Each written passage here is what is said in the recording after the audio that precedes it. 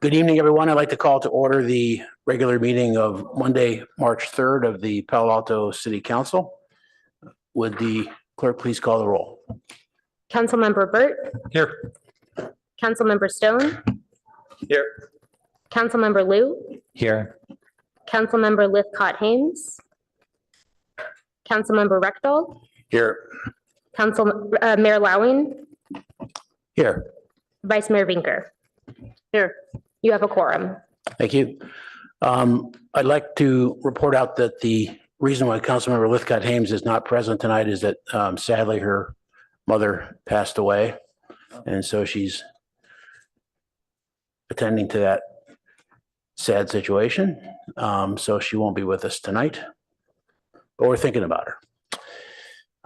Okay, the first agenda item tonight is a closed session, which is going to start immediately. So I need a motion to go into closed session. So moved. Second. Thank you. Please call the roll. Vice Mayor Vinker. Oh, yeah. For the record, there is no public comment. Vice Mayor Vinker, Yes. Mayor Lowing, Yes.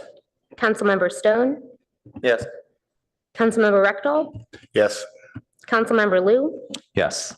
Councilmember Lithcott-Hames is absent. Councilmember Burt. Yes. Motion carries. Okay, we're going to go into closed session. It is estimated, and it's only an estimate, that we'll be in closed session until 7 p.m. And we'll return after that. Thank you.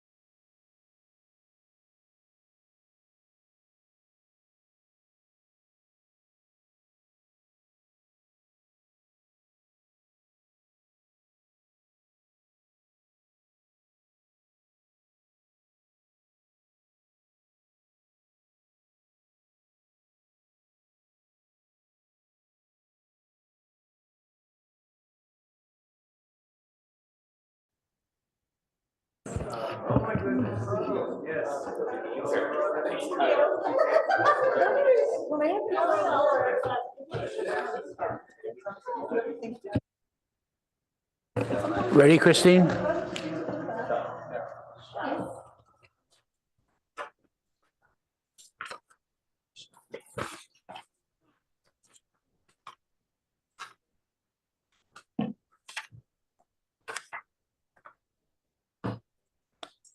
Okay, we are back from our closed session. There is nothing to report on that session. We now move to agenda changes, additions, and deletions from city staff. No changes to your agenda this evening, Mayor. All right, then let's go to public comment for items not on the agenda. We currently have 2 requests to speak. Okay, Would you like 3 minutes? yes. Our first speaker is Amanda M.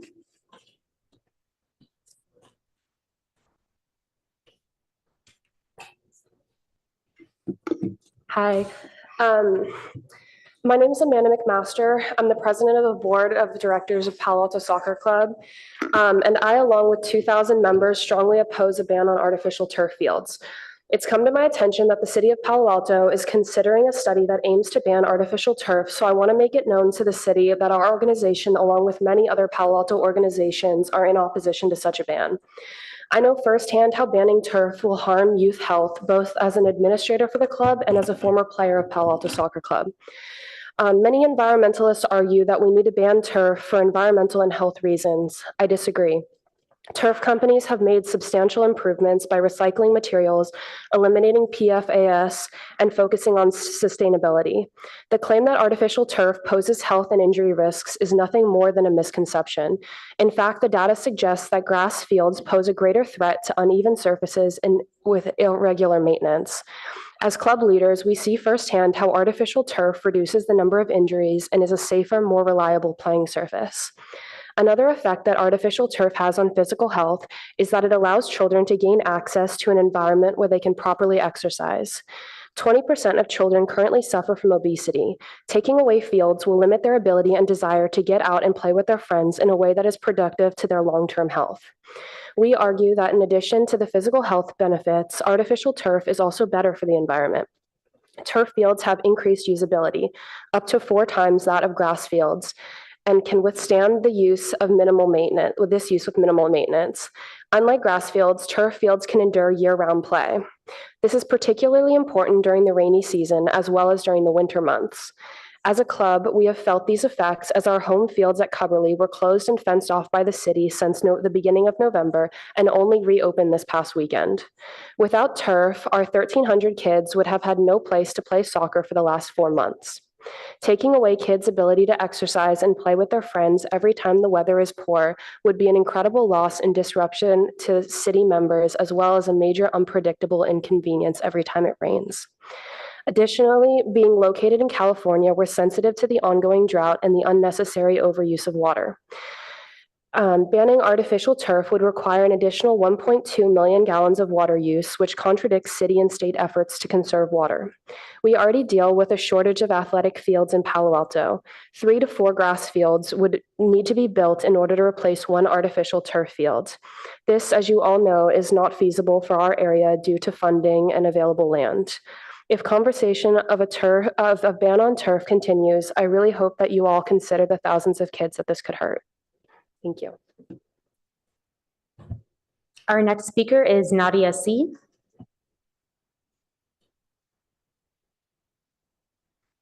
Thank you.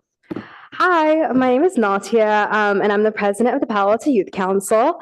And I'm just here with a couple of my other peers from the Youth Council to just give you an update on how we're going, what we're doing. And this is kind of one of our initiatives in order to get to know all of you guys a little bit better and just foster the relationship that we have with our city council. So as our first update, we wanted to let you know about the student issues census that we recently had. It was a form that we sent out to a lot of the youth in Palo Alto asking about what's on their minds and what they care about. And we received more than 260 responses already. And the form isn't even closed yet. We're getting more every day.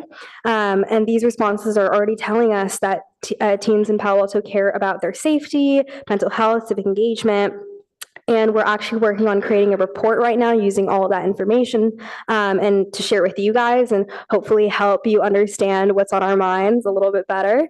And we are also looking forward to be presenting all of that information during our study session on March 17th, which is coming up. We're very excited to see all of you guys again.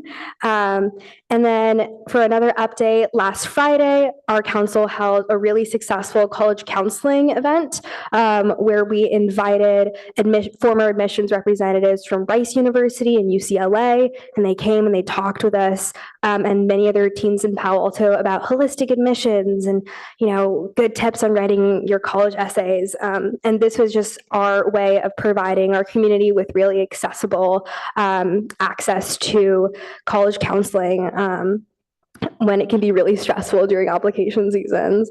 And then we are also really looking forward to one of our future events, Pancakes and Pickleball, where this is actually a collaboration with all of you guys. We have invited a lot of our city officials, our council members, and to come play pickleball with us and lots of other teens in Palo Alto, because our teens are so civically engaged and they want to get to know you guys. And hopefully this is our step forward in making that process a lot easier, a lot more accessible and a lot more casual almost.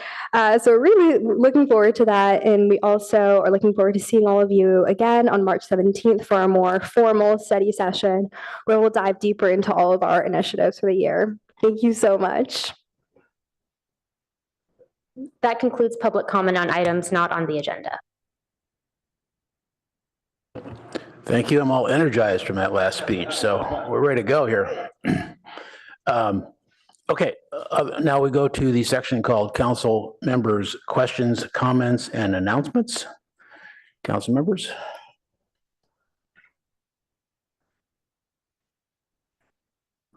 Okay, I'll take the mic then. I wanted to first reference back to last Monday night when we discussed resolution, and there were two options there. So this is a resolution to potentially take legal action by getting in front of the city council with any actions that we might want to participate in relative to some of the changes that are coming down from the national administration.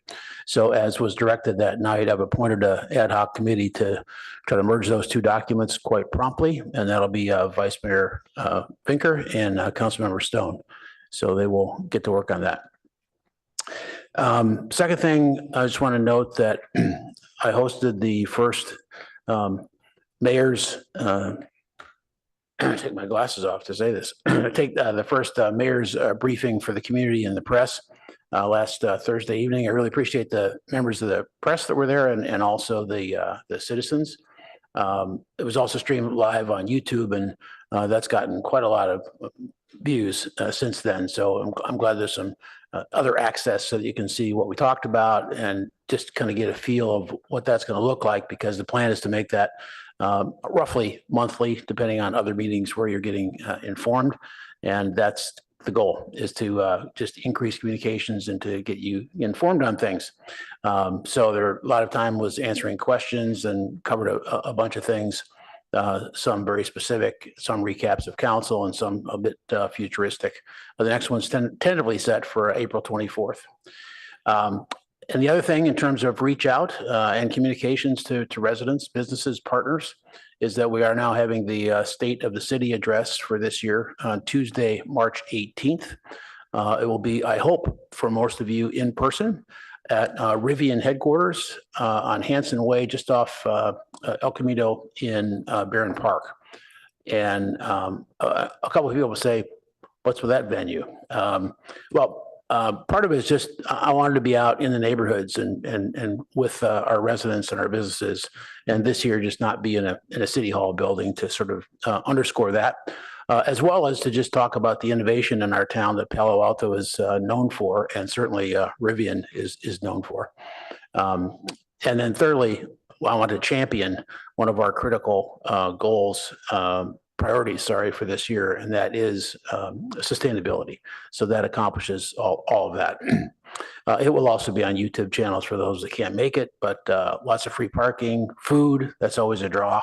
And I'll make some comments on our progress to date, as every prior mayor does, as well as kind of where we're going and, what might be in the way. And I hope it'll be very productive for all of us. Okay. Next item then is a study session, and this is on reviewing the draft of the state Safe Streets for All Safety Action Plan. Quite a mouthful. Yeah, it Yes, is. I always want to say State Street when I say that. exactly. Reporting for staff and leading off, Sylvia Starlett. Great, thank you. Sorry, Clerk, are you able to put the slide up? Thank you so much. Good evening, council members. My name is Sylvia Starlack, Transportation Planning Manager for the Office of Transportation. I'm very excited to share with you the draft Safe Streets for All Safety Action Plan tonight. I'll start us off, and Ashley Takushi next to me here from Fear and Peers will take over in a minute. In addition to other transportation staff, we also have staff from the Police Department and Public Works available here and online if there are questions later, as they will be involved in implementing the plan with the Office of Transportation. Next slide. Tonight, we'll go over the project timeline and next steps, the key plan elements, and tonight's purpose. We'll provide an overview of the draft safety action plan and request your feedback on the quick build program and the safety action plan resolution. Next slide. The draft plan has been available for comment on the city's website since mid-December. It was presented in January to the committees you see listed here. The next item in this schedule is the deadline for public comment on March 15th. At that point, we'll compile the feedback we've heard into a final plan that we can bring to Policy and Services Committee in May and to Council in June. Before moving on to Ashley's slides, I want to share some context that I also shared with PTC. We have three main reasons for developing this plan. The first is funding. Cities with a plan like this one are eligible for safety implementation grants. The second is our Sustainability and Climate Action Plan, which was just mentioned. Our on-road transportation is the largest source of greenhouse gas emissions in Palo Alto. While EVs are part of the solution to this, active transportation and transit are the other part of the solution. We know that road safety is the main reason that people don't walk or bike or roll. So a road safety plan is essential to growing active mode shares. Finally, the city's new housing element adds housing to Palo Alto. These new residents will need access and mobility in town. Providing safe roads for walking, biking, and taking transit will help us move more people on our limited roadway space. With that, I'll ask Ashley Takushi to share the plan's key elements and our purpose tonight. Next slide. Hi, everyone. Thank you again for having me tonight. As Sylvia mentioned, I'm Ashley and I'm the consultant working on this plan. Sylvia actually highlighted a lot of the key elements, but I will go over this fairly quickly. So to give an overview of the forthcoming slides, these key elements are listed here. The Safety Action Plan is a key to unlocking federal, state, and regional funding. It's also a roadmap for the city to reach 0 fatalities with a focus on priorities for the next 5 years.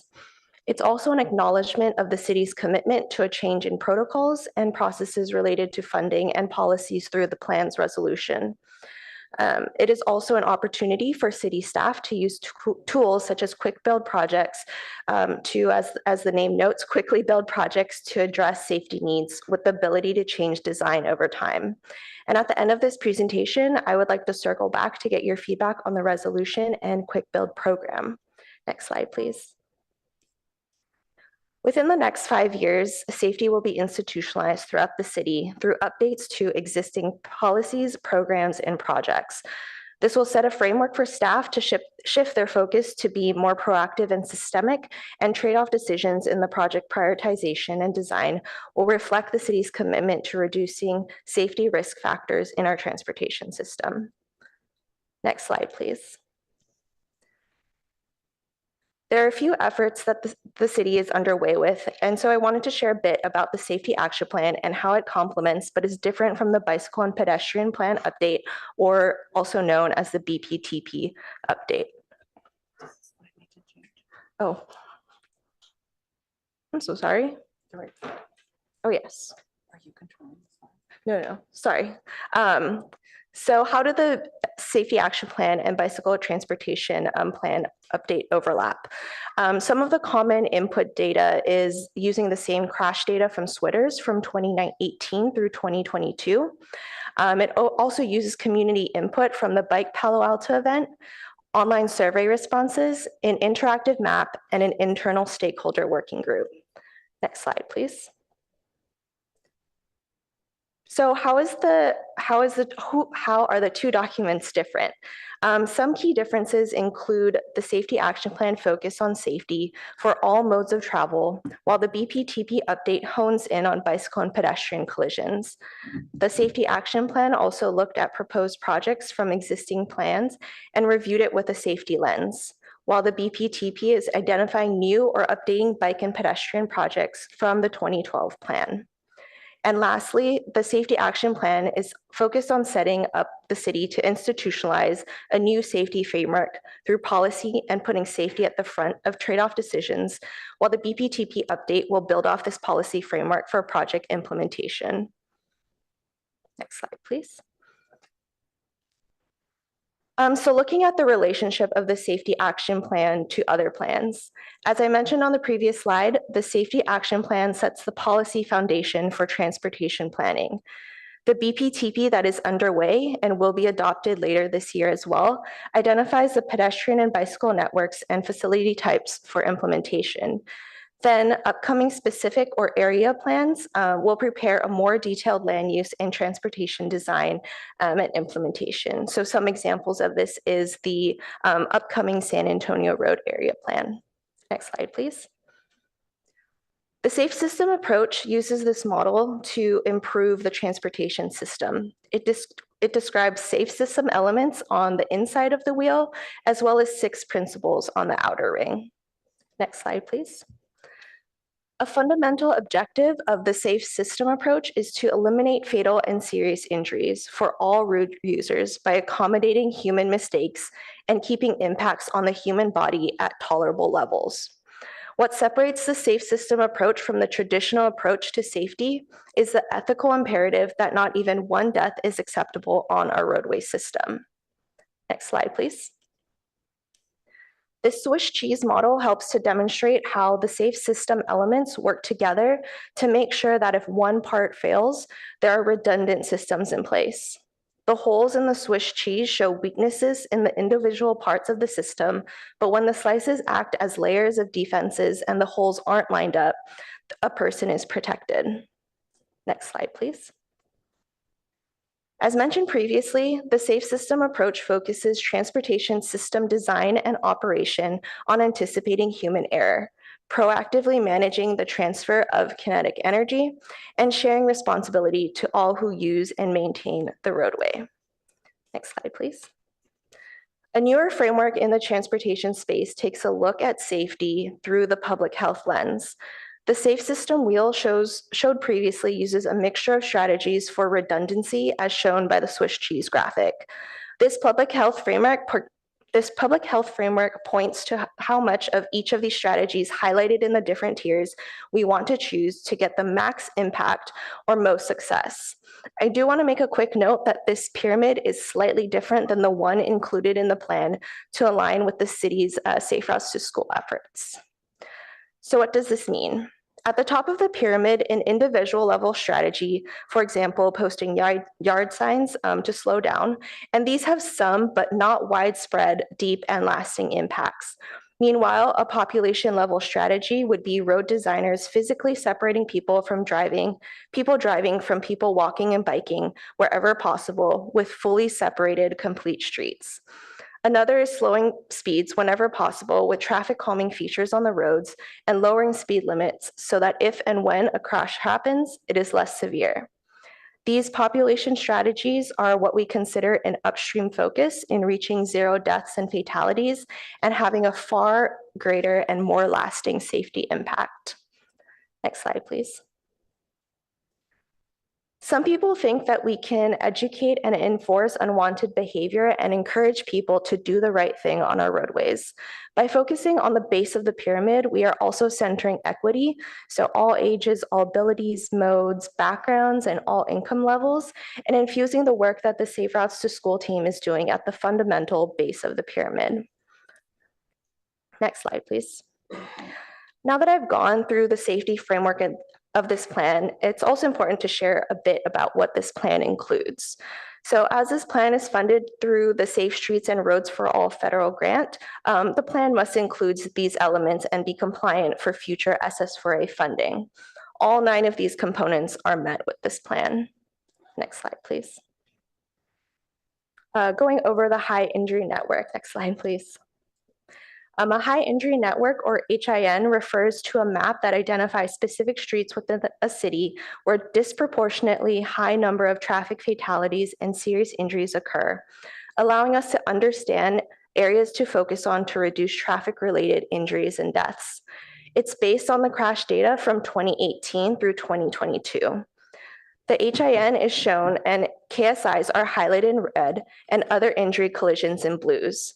The key takeaway from this graphic is that 63% of collisions occur on 4% of Palo Alto streets. Next slide, please. Talking a little bit about community engagement. Next slide, please. Throughout the course of this project, we had various outlets to collect community feedback. There was an online survey with an interactive web map, 2 in-person events, as well as various virtual meetings with an internal stakeholder working group and with committees and council. Next slide, please. Key themes from the community feedback include general enthusiasm for bike lanes, concerns around speeding motorists, and the need for an enhanced intersection treatments, more bike lanes along school routes, and additional connections to key destinations. Next slide, please. And one more. So the 7 safety focus areas use the 2018 through 2022 collision data set and are included in the plan to show areas where exposure, likelihood, and severity risk are higher throughout the city. This slide shows a quick summary of the 7 safety focus areas included in the plan. Next slide, please. We also looked at this plan through an equity lens. Many agencies use a federal or regional database that focuses on equity communities. The Metropolitan Transportation Commission measures equity that includes income, race, English proficiency, age, disability, and car ownership to develop equity priority communities or designated census tracts with a significant concentration of underserved populations. MTC has not identified any EPCs in Palo Alto, so this plan uses other equity considerations and definitions. The figure here shows the population by census blocks that has a household income below the federal poverty line. Generally, the number of people throughout the city that live below the poverty line is very low. There are some census blocks where between 10 to 20% of the population lives below the poverty line. These are located near downtown, the Alma Street, East Meadow Drive, and Charleston Road area, near Stanford, and in the southeast corner of the city near Foothill Expressway. Next slide, please. While Palo Alto does not have designated EPC areas, adjacent communities that include parts of Stanford and East Palo Alto are designated as EPC geographies. To best serve those accessing and using the city streets, the plan considers roadways that serve as connections to the city from these geographies. This includes the city's suggested walk and roll routes for students who reside in East Palo Alto and commute to school in who reside in East Palo Alto and commute to school in Palo Alto. Next slide, please. Transit also often serves as the main mode of transportation for households where members are unable to drive or one member of the family needs to use the car to get to work or school, and others in the household need to use transit. This figure shows the major transit corridors in Palo Alto where bus stops and connections to and from key destinations should be prioritized for first and last mile connections. Next slide, please. And one more.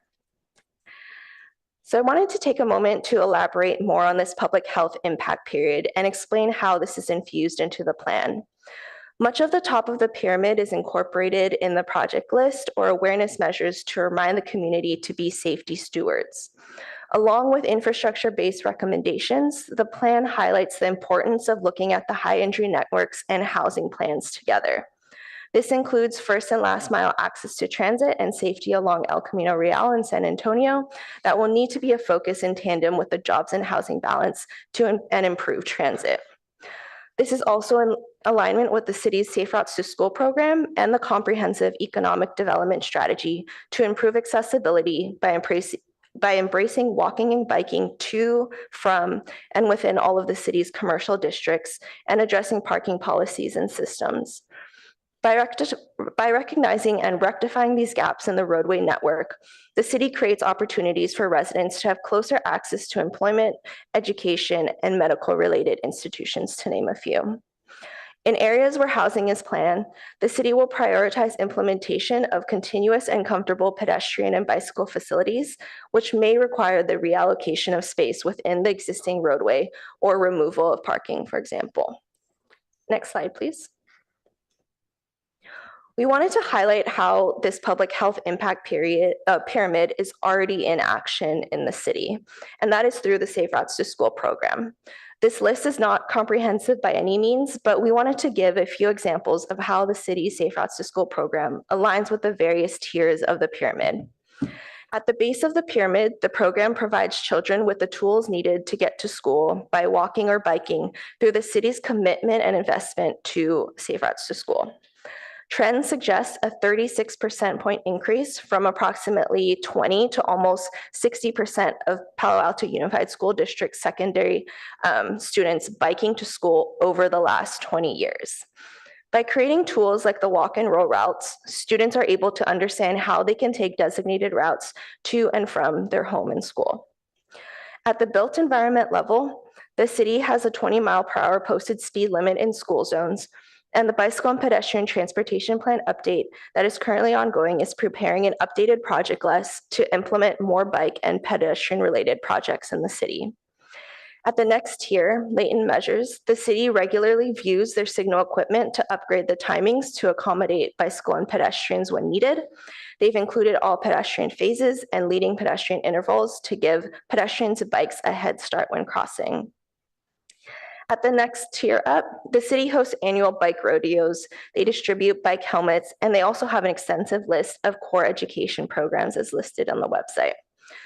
Lastly, having signage like Drive Like Your Kids Here and Child Safety Alert figurines are examples of awareness measures that people can put in their yards to remind people to slow down. Next slide, please. One more. So let's reach 0 deaths and serious injuries. As I mentioned at the beginning of the presentation, we would like to get council's feedback on implementing a quick build program. The goal of this program is to immediately implement safety needs. It does require minor construction activities, but it's intended to be a lower cost, near-term effort. Next slide, please. The other item I alluded to was requesting feedback on the resolution. The resolution identifies various trade-offs to vehicle delay, reallocation of right-of-way, and land use, zoning, and transit partnerships to institutionalize safety within the city. Next slide, please. Just to recap what Sylvia shared earlier, here's the project timeline and next steps. March 15th is the deadline for public comments. And then also in May and June is when we plan to bring the final plan back to the Policy and Services Committee and then back to council. I think that is the last one. Thank you. Thank you very much. Council members have any pressing questions, or we can go to public comment first? If not, let's go to public comment.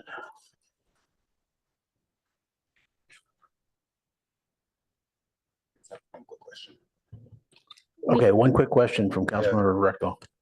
And in the report, there are some trends, like on pages 31 and 32, that show trends over time, and they stop at the COVID when we had a lot less travel. So it's really hard to tell, was that because of COVID or because our streets are getting safer? So for the final report, are we going to have post-COVID data, or is this what we're going to get? So with the final plan, this is the data that we'll get. Switters currently has up to 2023, but that is still provisional data. And so as kind of this plan mentions, it's an ongoing effort. And so in the future years, within the next 5 years, the city will continue to look at data and provide an update for collision history. Okay, thank you. Christine? We currently have 3 requests to speak. The first is a group of 6. How much time would you like to allocate, Mayor Lawing? It's a group of 5. A total of 6. 5 plus the spokesperson. Okay, so I guess we could go 8 minutes on that. All right, our first speaker then is Helene G.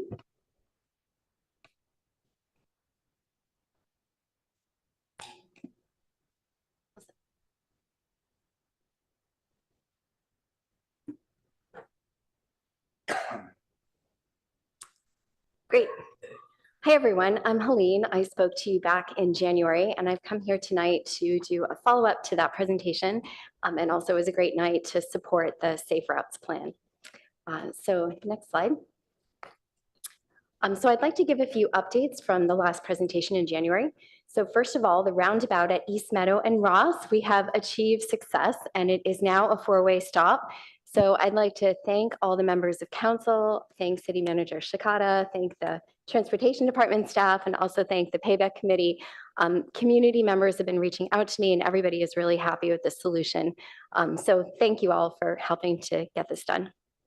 Next slide. Okay, so I'd like to talk about a few of the other areas where we haven't seen as much success.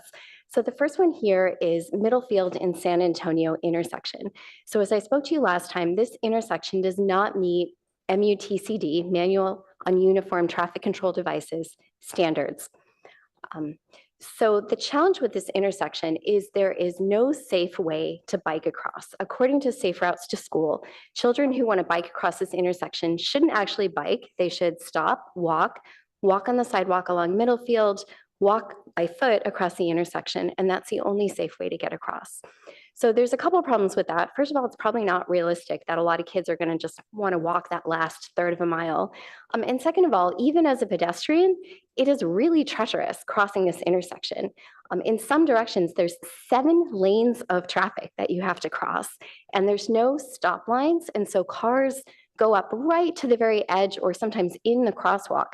And so you're crossing and there's no visibility, cars are turning right, and you just really can't see what's coming, and the cars can't see the pedestrians as they're crossing. So it's very dangerous. What actually happened about 3 weeks after I spoke to you about this intersection is there was a serious accident there where a teenage bicyclist was hit by a car and hospitalized. And so my ask is that we work on these intersections sooner rather than later, because every week we wait is a risk that another cyclist could get injured or killed. So next slide. So the next intersection I'd like to follow up on is the 2-way stop at Greer and Thomas. So the issue here is the stop signs are in the wrong direction. So Greer is a main road that goes all the way across town. And then Thomas is just a little cul-de-sac. It ends in a dead end. And the way it's designed right now is the main road is supposed to stop and yield to traffic from the cul-de-sac that can go in and out freely with no stop, no yield, anything. They have the right of way to go in and out of that cul-de-sac. And that's very surprising to people. It's the only place on all of Greer where cross traffic doesn't stop, and people just aren't expecting it. Also, the sight lines are very poor.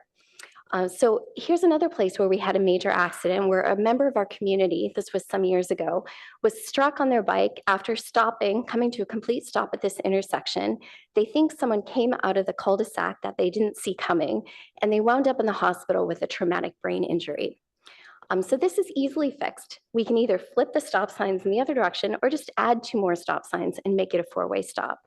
So I submitted a 311 ticket about this back in November. It's been about 3.5 months now, and I really hope that we can get some action on these things sooner rather than later.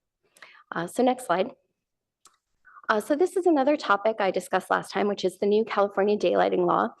So we have had some action here. So this is a positive one, where I have heard from city staff that Palo Alto is planning to paint some curbs red now near crosswalks in support of this daylighting law. Other cities have already made announcements and said where they're painting crosswalks near schools, near senior centers, near parks and recreational facilities. And my hope is that Palo Alto can do the same thing. Make an announcement, make a commitment of where and when the city is going to paint these curbs red near crosswalks to keep our kids safe. Right now, it's just kind of an ambiguous thing, and I don't know when or where it's going to happen. My 311 tickets have been denied. So I hope the city will publish a plan and get this done. So next slide. So some of the feedback I've heard about the red curb painting is it's expensive. We need to hire people to paint curbs. And I have an idea for how we can have more funding for this. So my understanding from city council agendas is that we spend millions of dollars a year on consulting contracts. And some of those contracts are for research and reports. So I would like to offer a gift to the city. I'd like to give the city a ChatGPT Pro subscription. Just reach out to me and I will set the city up with this free subscription. And there's a new feature, Deep Research, where you can create an in-depth research report on any topic within minutes, completely free. And then we can use the savings that we don't have to spend on consultants to buy red paint and to paint the curbs red and keep our kids safe. So here's an example here on the right. This was a research report that I just generated this afternoon looking at turf. So looking at what is the pros and cons of artificial turf and what should Palo Alto do? This is something that council considered a consultant for. And you can see here that within 6 minutes, I was able to generate this report looking at all the different safety considerations. And it gives customized recommendation for Palo Alto.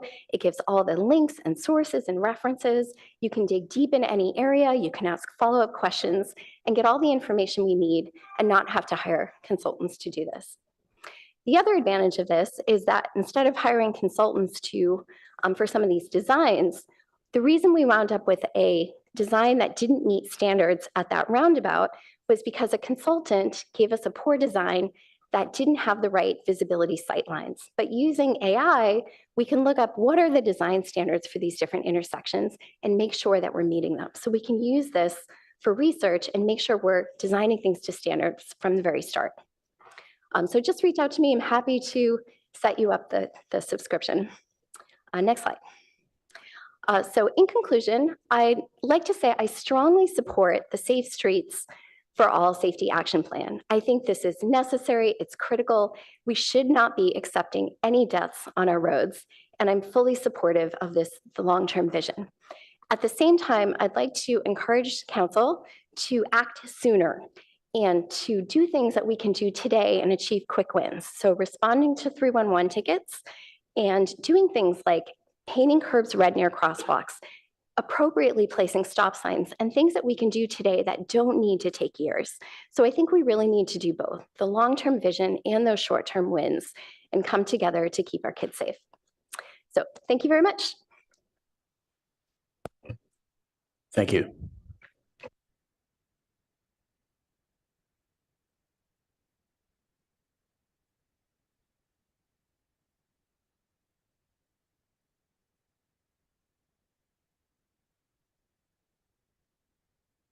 My name is Eric Nordman, and I am a member of the Pedestrian and Bicycle Advisory Committee, but I am speaking today as an individual. Please support the draft Safe Systems for All plan. This is a proven approach that has dramatically lowered the number of injuries and deaths of pedestrians, bicyclists, and drivers. While reducing fatalities quickly is important, it's very hard to change 100 years of automotive-centric development. In 2004, Australia adopted the Safe System approach. 20 years later, fatalities had dropped 40%. In the PTC meeting, it was suggested that if Hoboken, New Jersey could achieve Vision Zero in 10 years, Palo Alto could also. Hoboken streets were laid out in 1804. Most streets are one-way, one-lane streets. The entire city has a 20-mile-per-hour speed limit. That's not like Palo Alto. Staff suggested a zero goal of year 2035 or 2040. I suggest instead having a goal of 20% drop in 5 years, 40% drop in 10 years, and zero by 2050. Thank you. Our final speaker is Martin B.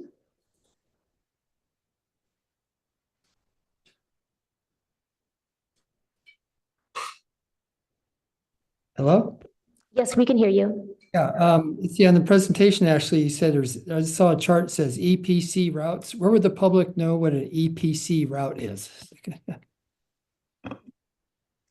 Hi, so EPC is Equity Priority Community, and that is designated by Metropolitan Transportation Commission and could be found on their website. Thank you.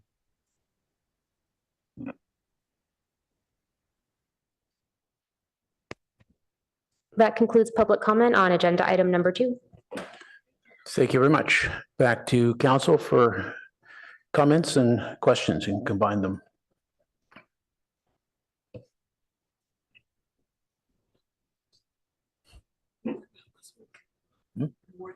Yes. Councilmember Rectal. Can you bring up slide 17?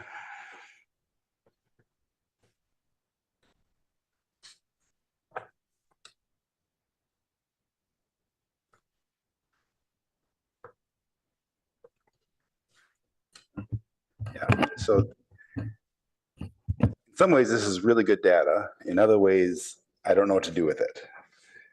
For example, it doesn't have any usage description. So I don't know, on different routes, we have more bike traffic than others. So I don't know which are the safer ones, because the ones with higher bike traffic, you would expect to have more collisions. And so do we have any description anywhere that where we know the bike traffic on different routes?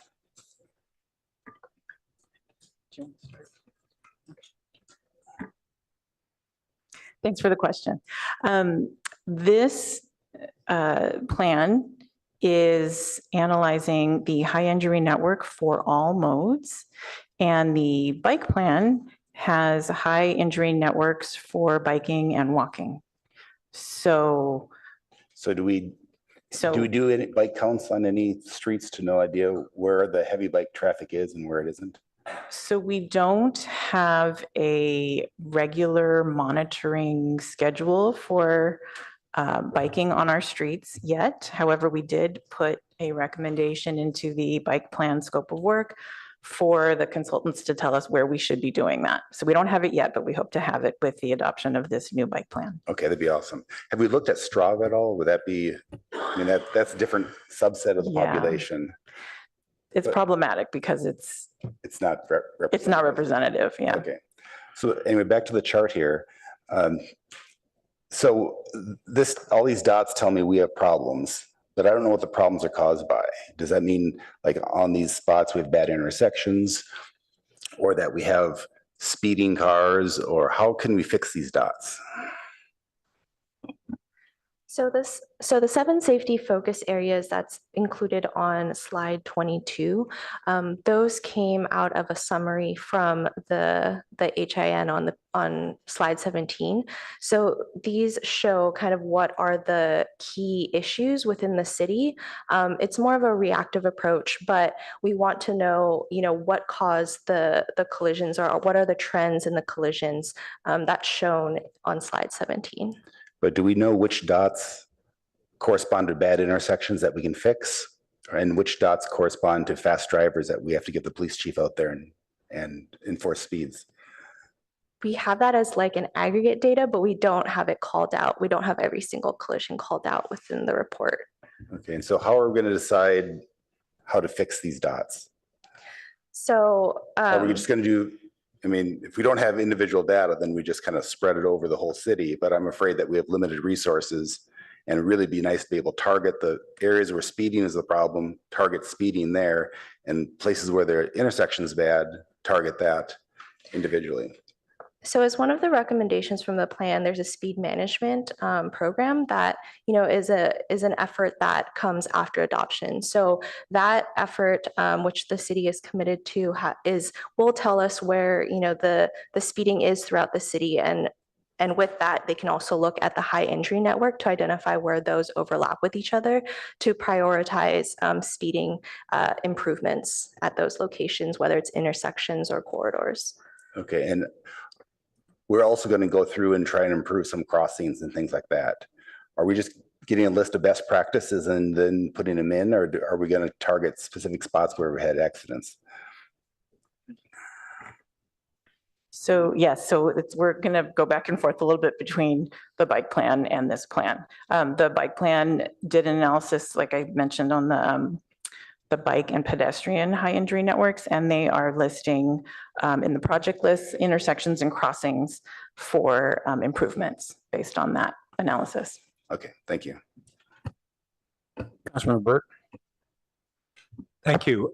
So just following up on first some of Councilmember Rectal's questions. This is one area where a data foundation is crucial. I recall that a dozen or plus years ago, we had a sensor technology system that monitored bike travel. What happened to that? How did I never heard why it disappeared. It was a startup that did not. Okay, and is there not a replacement technology available? There could be. That is part of the recommendation that I just mentioned in the bike plan scope.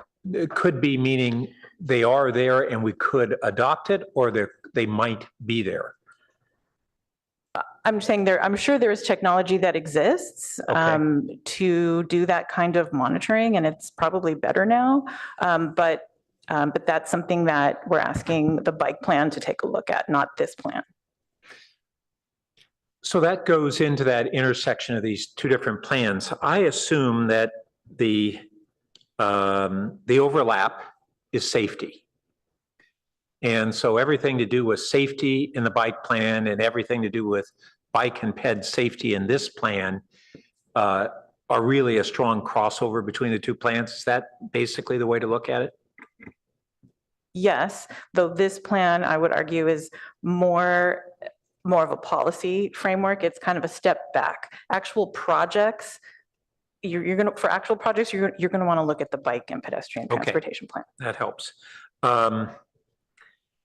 And then,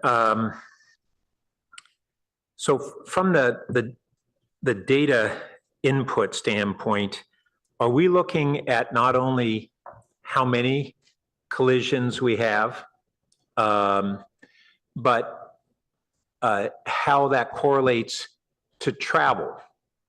So if we have a street that has only a few bikes that ride on it, but we have a modest number of collisions versus a street with a ton of bikes on it and a significant number of collisions, that former one may be the more hazardous street in terms of its inherent design, but we have more collisions on the other. So how do we make good decisions without understanding the correlation between the collisions and the injuries and the use level?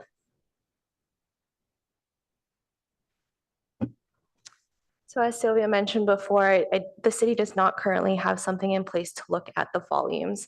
However, I think one way to also look at this is through the Safe Routes to School walk and roll routes. Those are, the routes that the Safe Routes to School team is advising that kids use for getting to home and school.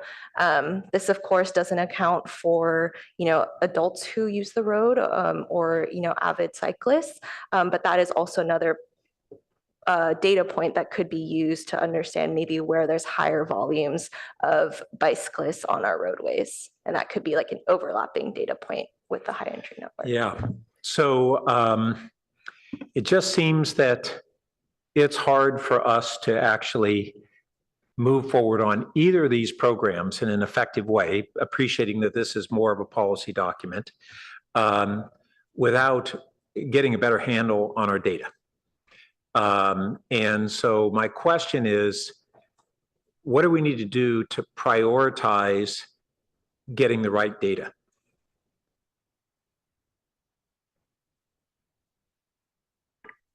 Well, like I mentioned, we're looking in the bike plan, we'll be looking at how to do this, because if you're looking at counts, at volumes, we need to understand kind of, there's the seasonality of biking. If you have data for every day of the year, what do you do with that data? How does that help you, right? But regarding collision data, and Ashley can speak more to that, collision data, we can get that data and we can look at the trends. So if you're concerned about the collision data, we can get it. That's a part of it. Yeah.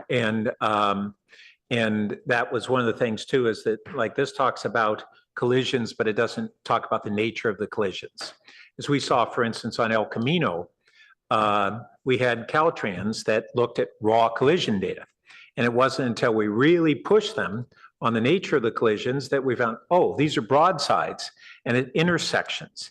And the problem wasn't so much protecting riders from cars rear-ending them or front-ons. It was, how do we protect against the particular types of collisions that are most prevalent?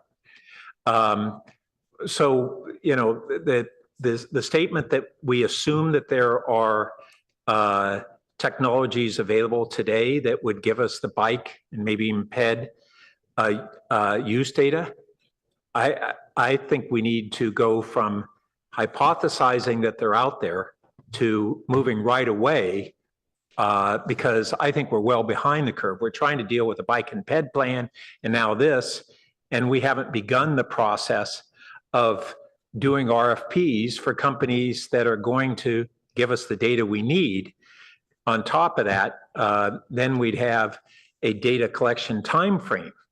So we're really behind the curve on getting the data we need to make these plans be as effective as we hope they will be. And so I'd like to prioritize that, and maybe we can't take action tonight, but as a referral from the council to really get going on that. I see my time's up for this go round. Other council members? Councilmember Liu. Thank you, Mayor. I wanted to ask about one of the original motivations for this study. It was the federal funding program. And that actually really drove the decision to have this as a parallel track to the bike and pedestrian plan. Presumably that is correct, and please correct me if that's not. So it was federal and state. Okay.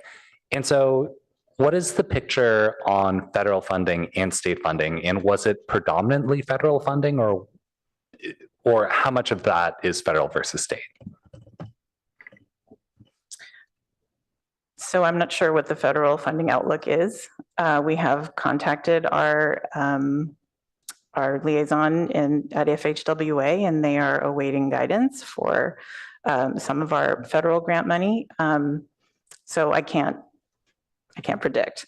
But this plan will also allow us to apply for state funds for safety projects. So it's not just a federally eligible thing.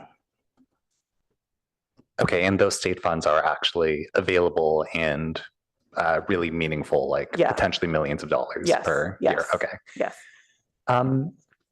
On the discussion about quick build, in my recollection, potentially Crescent Park traffic calming was the last kind of dedicated quick build project we ran. Please correct me if that's not right. And I remember at the time it came before the Planning and Transportation Commission, I did have some issues with the execution and how we actually worked on quick build. Can you give a recap of the Crescent Park project and what's still left to do, and what quick build means for us in our historical practice? So that, unfortunately, that was not my project, so I cannot give you that recap. We might have staff online available who can answer that question. Let me see if they're available. Is this applicable to taking the study forward? Yes, because one of the main areas they asked for feedback was the prioritization of quick build projects and how we execute them. And I just want some context on the last quick build. Yeah, we did. Our senior engineer, Ripon Bhatia, he's online. He can give a recap of that project. Is he on as a panelist? Okay, great. Good evening, Council. Ripon Bhatia, Senior Engineer with Office of Transportation. Thank you for your question, Council Member. With regards to the traffic calming at Crescent Park, we had a pilot installation, and we do have a traffic calming procedures and process that is that allows for a pilot installation prior to doing the final design. So we had come to PTC to seek approval on the pilot project, install the pilot improvements, did the post-pilot survey and study to evaluate its effectiveness, which we brought back to PTC. And they had approved to move forward with the design and then asked us for doing additional feedback and community outreach, and design for the final improvements, and the final design, the final pilot will come back to the council after the full design is complete. We are planning to go back to the PTC in April for seeking any feedback after the iterations that were done to the concept plans based on the input from the community and outreach last year, and we'll design the final improvements and then construct and build the final permanent improvements. So that's how the process was implemented. Okay. And I realize there's a lot of study and a lot of community outreach there. And I think ultimately the Crescent Park project started maybe a few years before COVID, and I guess is still in that quick build or still in that planning phase. Please correct me if that's not right, but I think that's an area where I would urge the Safe Systems and Bike Pedestrian Plan to really look into the practices and how we actually manage these quick build projects, and at what point we have studied everything, at what point we've already heard everything from the community, versus kind of pulling these things back, pretty regularly.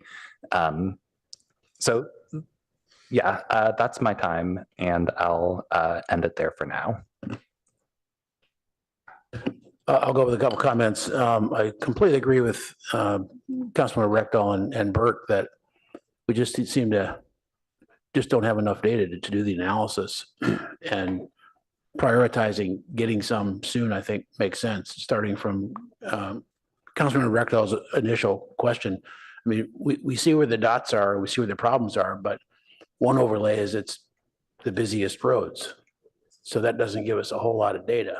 Now, if there were certain roundabouts or something that were causing more problems, then you could identify that just by the collision. So just concerned that the getting to vision zero isn't going to be possible if we don't know where to do specific things at specific crash points, calling it that. So I'm just in complete agreement there. Totally on board with the overall objectives of this. And getting rid of, and I totally get the philosophy of humans make mistakes, and we got to address that primarily, which I think is great. And that gets me to my next point. Human behavior isn't getting much better out there. It just isn't. So we're going to have to get a lot of expert behavioral psychiatrists to get this across. What's that? Well, you're an experienced biker and you buy this stuff, but I was coming home from out near Pali one night, like a week ago, dark, go across the railroad tracks and turn north on Alma. And there's I think he was a young man. I couldn't see him because he was on his bike, dressed all in black with no bike reflectors or light or anything. I mean, it was like he was intentionally trying to be not seen and came across the road. So that's the kind of stuff that I'm really worried about is going to ruin our statistics here. And really, it's just a problem. And I know we can only go so far. Or even a simple thing, coming to City Hall this week, an older woman with hair white like mine, that's how old she was, riding with no helmet. So, I mean, these kinds of things are just going to need a lot of effort and patience on our part to help, folks protect themselves. So, don't know what the plan is, but I just want to be realistic about how big the challenge is. One generic thing that I know you can do, but I'm not sure if this is literally like everywhere we're going to put more lighting because safety is just harder when it gets dark. So is that just something generally we're going to light up the roadways better and the crosswalks so that I didn't, bump this guy on North Alma the other day? So if you go to slide 22 of the presentation, this includes the focus areas, or I guess maybe we should call them like collision profiles. So this looks at other roadway contexts. One of them is pedestrians on arterials at night. So that was a key factor, like nighttime collisions was a key factor in looking at the years of data. As I think Councilmember Burt mentioned earlier as well, we also identify like the 90 angle collisions or broadside collisions are also with bicyclists is another factor. So there are contextual considerations that is included in this plan as well. Okay, I'm also glad to see that you have some less expensive ways to get going right away, where you're just buying materials and things like that, because we should get going right away, and we can't hold our breath for federal grants. So appreciate that. That's all for me. Councilmember Stone? Thanks, Mayor. I align my comments with most of what has been already said. I agree about the concerns and limitations on the data. I think we need more data to be able to make the most informed decision. I appreciated the presentation from Ms. Grossman. I think that was really beneficial. I kind of live near that dangerous intersection on Greer and have driven past that several times. I've always found that to be really strange. So I do think that's something that staff should be looking into. And a follow-up from another point in that presentation was I am curious, how is staff prioritizing painting red curbs in response to the new state law? I know the new state law doesn't require that we do so, but I think we all recognize that is a desirable thing to do. So how are we prioritizing that moving forward? So initially, we're prioritizing places downtown where there are lots of pedestrians, places where we have, we've actually marked those spots as legitimate parking spots that are no longer legitimate parking spots. So those we need to red curb right away. Those are the areas that we're starting with right now, but we will be moving to develop a more comprehensive plan about moving forward with the red curbs. Okay, great, thank you. And I think a part of our immediate priority should be areas around schools as well. That is really kind of within the spirit of that law. And yeah, several of my questions have already been asked, especially some of the concerns around potential federal funding that could impact the Safe Streets for All program. Understand we don't have that information. I don't think anybody has that information at this point, but clear, I think anything and everything could be at risk over the next several years. So we should be concerned about that and following up. But do you think this is I think are they going in the right direction? And this fits within pretty much all of our council priorities and that of the community. So I think we need a bit more information. So we're just prioritizing things in the most appropriate way and what's going to get the best return on our investment, especially those more short-term improvements, because I know this will take a while. But yeah, I'll stop there. So thank you. Councilmember Vinker? Thank you. And I want to thank you, Ms. Starlack, and I don't think I caught your last name. It's Ashley for the presentation and the public commenters. And Ms. Grossman, congratulations on your accomplishments and sticking with it. And if you want to send me the turf study for next week, feel free. Or 2 weeks or whenever it's coming. I thank Councilmember Liu for asking my question about federal funding. I was curious about that as well. And I do think that the doing this in coordination with the BPTP and doing it in a way where we can get state and federal funding is great. But of course, we can't put a value on human life and any life, but our children in particular. So to me, I'm just very glad to see this brought forward. Thank you for the thought that's gone into this. One can always improve it, and that's why we're here in a study session. So thank you for giving us the chance to give you the feedback on this, because it's important we get it right. And it's also important that we are responsible in the ways we put our resources into this. Generally, yes, on the near-term action. I think that this is a kind of thing, because of its import, that we don't necessarily want to let the perfect get in the way of the good if there are reasonably priced good. And I think that's what you're indicating in your slides about near-term action that's relatively low investment, but still would last from 1 to 5 years. So directionally, I'm aligned with you on that. But I wanted to make a comment. It's actually somewhat along the lines of the mayor's comments, which is that, I understand that active measures, a built environment, all of that are things that we need to do because humans will make mistakes. But better educated humans will make less mistakes. And I have been pretty much appalled over the years about the quality of driving practices around here, and have thought for years, wouldn't it be nice to have one of those, like that the more you know campaign on drugs? I kept thinking we should have a more you know on driving rules and etiquette, because there are some people that I think just don't understand how to use a turn signal sometimes. I tell my daughters when they learn to drive that, yes, your goal is to get from A to B, and your goal is to not run your car into anything, but your goal is also to keep other people from hitting you. Be predictable, let them know what you're doing, do everything you can so they don't drive their cars into you. And I think there's a lot that we could do along those lines. I know there's a public commenter that talked about, in a written comment, about not really prioritizing the children's education, but I do see a lot of that in here, and I think that's important as well.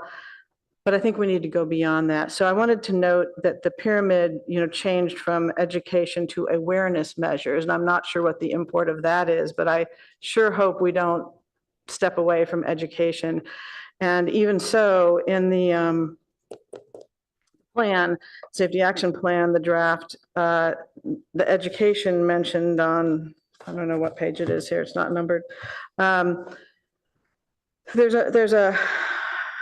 It says generally that would include driver education programs, but it said the city achieves this through safe routes to schools and bike education events, which are fabulous and we should do, but I don't think that's broad enough. I think there are drivers that we should figure out some kind of way to reach. And then of course we have delivery trucks now. That has changed a lot in the last few years, and they come up, they leave their trucks in places that are quite dangerous, and particularly dangerous for those engaging in active transportation and bikes and try to go out and around. I don't know exactly what can be done about that, but it seems we ought to try. So I think that not giving up on that part of the pyramid is something that I would really like to see, to create a culture of more polite driving and better educated driving. But let me stop there and ask you a question, and then I have just one more brief comment. So in terms of that awareness measure versus education, can you talk a little bit about any ideas, like one, what the difference is, and two, what we might do going forward in an education campaign. We changed the words from education to awareness measures because at the top of the pyramid, it requires a lot of individual effort, kind of as you alluded to. However, the city Safe Routes to School program is really, there's been a lot of investment, both funding and with time in educating, bicyclists and students and pedestrians. And so that was the main change, where we don't want to dilute the efforts of the Safe Routes to School plan to just say that, it's at the top of the pyramid and it's not as important, because Palo Alto is one of the cities that has put a lot of investment in this education. And so that's the difference in how we wanted to identify or change the wording from education to awareness measures, and really focus on awareness measures being more of, putting a yard sign to slow down, for example. But really safety is institutionalized and education is institutionalized at all levels within Palo Alto. Yeah, we are trying to take this pyramid and make it apply to what we do here. And some readers of the draft document saw education at the top of the pyramid and thought that that meant that we were no longer going to invest in education amongst our students. And so we changed that language at the top of the pyramid so that we weren't giving that impression. We wanted to be more clear about what the top of the pyramid actually is, when in fact education is included in all the levels of the pyramid. Does that make sense now? Thank you. And I would never suggest that we would dilute our Safe Routes to School. I don't think anyone would, but I'm just worried it doesn't go far enough. If we're looking at students and parents of students, there's an awful lot of other people that, especially if you don't have a student, you might be less aware of the habits of children as they're coming and going to school. And so for me, I was hoping we could do a plus there. So I don't know if there's any will or interest in that, but I would hope you would consider that as this plan evolves, especially, in the safe system approach of shared responsibility. I think we're all responsible for the safety of all pedestrians, including our students. Then lastly, I just wanted to follow up on what Councilmember Reckdahl mentioned, that the data only goes up till 2022. And so we have to figure out, how the pandemic affected that. But on some of this, whereas the numbers might go up and down, I'm not sure the distribution of reasons for crashes would necessarily change. And, in this draft, I was looking at the digital version. We do have, the percent of head-on versus sideswipe versus rear end on page 33. And then there was one page in graph in particular I thought was of interest. It was, I think it's on page 42 of the safety action plan. Yeah, because it has like 90-degree angle crashes involving bicyclists at intersection. It's that same map with the dots, but it tells you which ones, are the 90 degrees. And so anyway, it seems like you do have some of the granular data that you can build out. And I think it's kind of buried, it's not buried, but I mean, it's in the larger document. So that's, I think, great. And it's maybe perhaps more about updating so they get the current picture. So anyway, all right, thank you. Councilmember Reckdahl. Okay. And on page 11, it says, coordinate media training for accurate roadway safety reporting. Can you describe that a little more? I can start and maybe Ashley will finish. There's some literature out there that says that how collisions are reported affect how people see collisions. Like they'll be scared to bike because of their word that they're going to get hit? Yeah, and there is in this field a sense that better media reporting will help people have a clearer understanding what their actual risk is on the road. So it's about changing that. Okay, that's good. Now on page 26 in the bottom left, there's a chart that shows when people feel safe. And what shocked me is that bicyclists in the neighborhoods, only 70% of the bicyclists feel safe in the neighborhoods. And when I bike through the neighborhoods, I feel very safe. When I'm crossing El Camino, or if I'm down by San Antonio by the JCC, then I don't feel safe. But I'm surprised, number one, why that would be so low. And then number two, what we can do about this.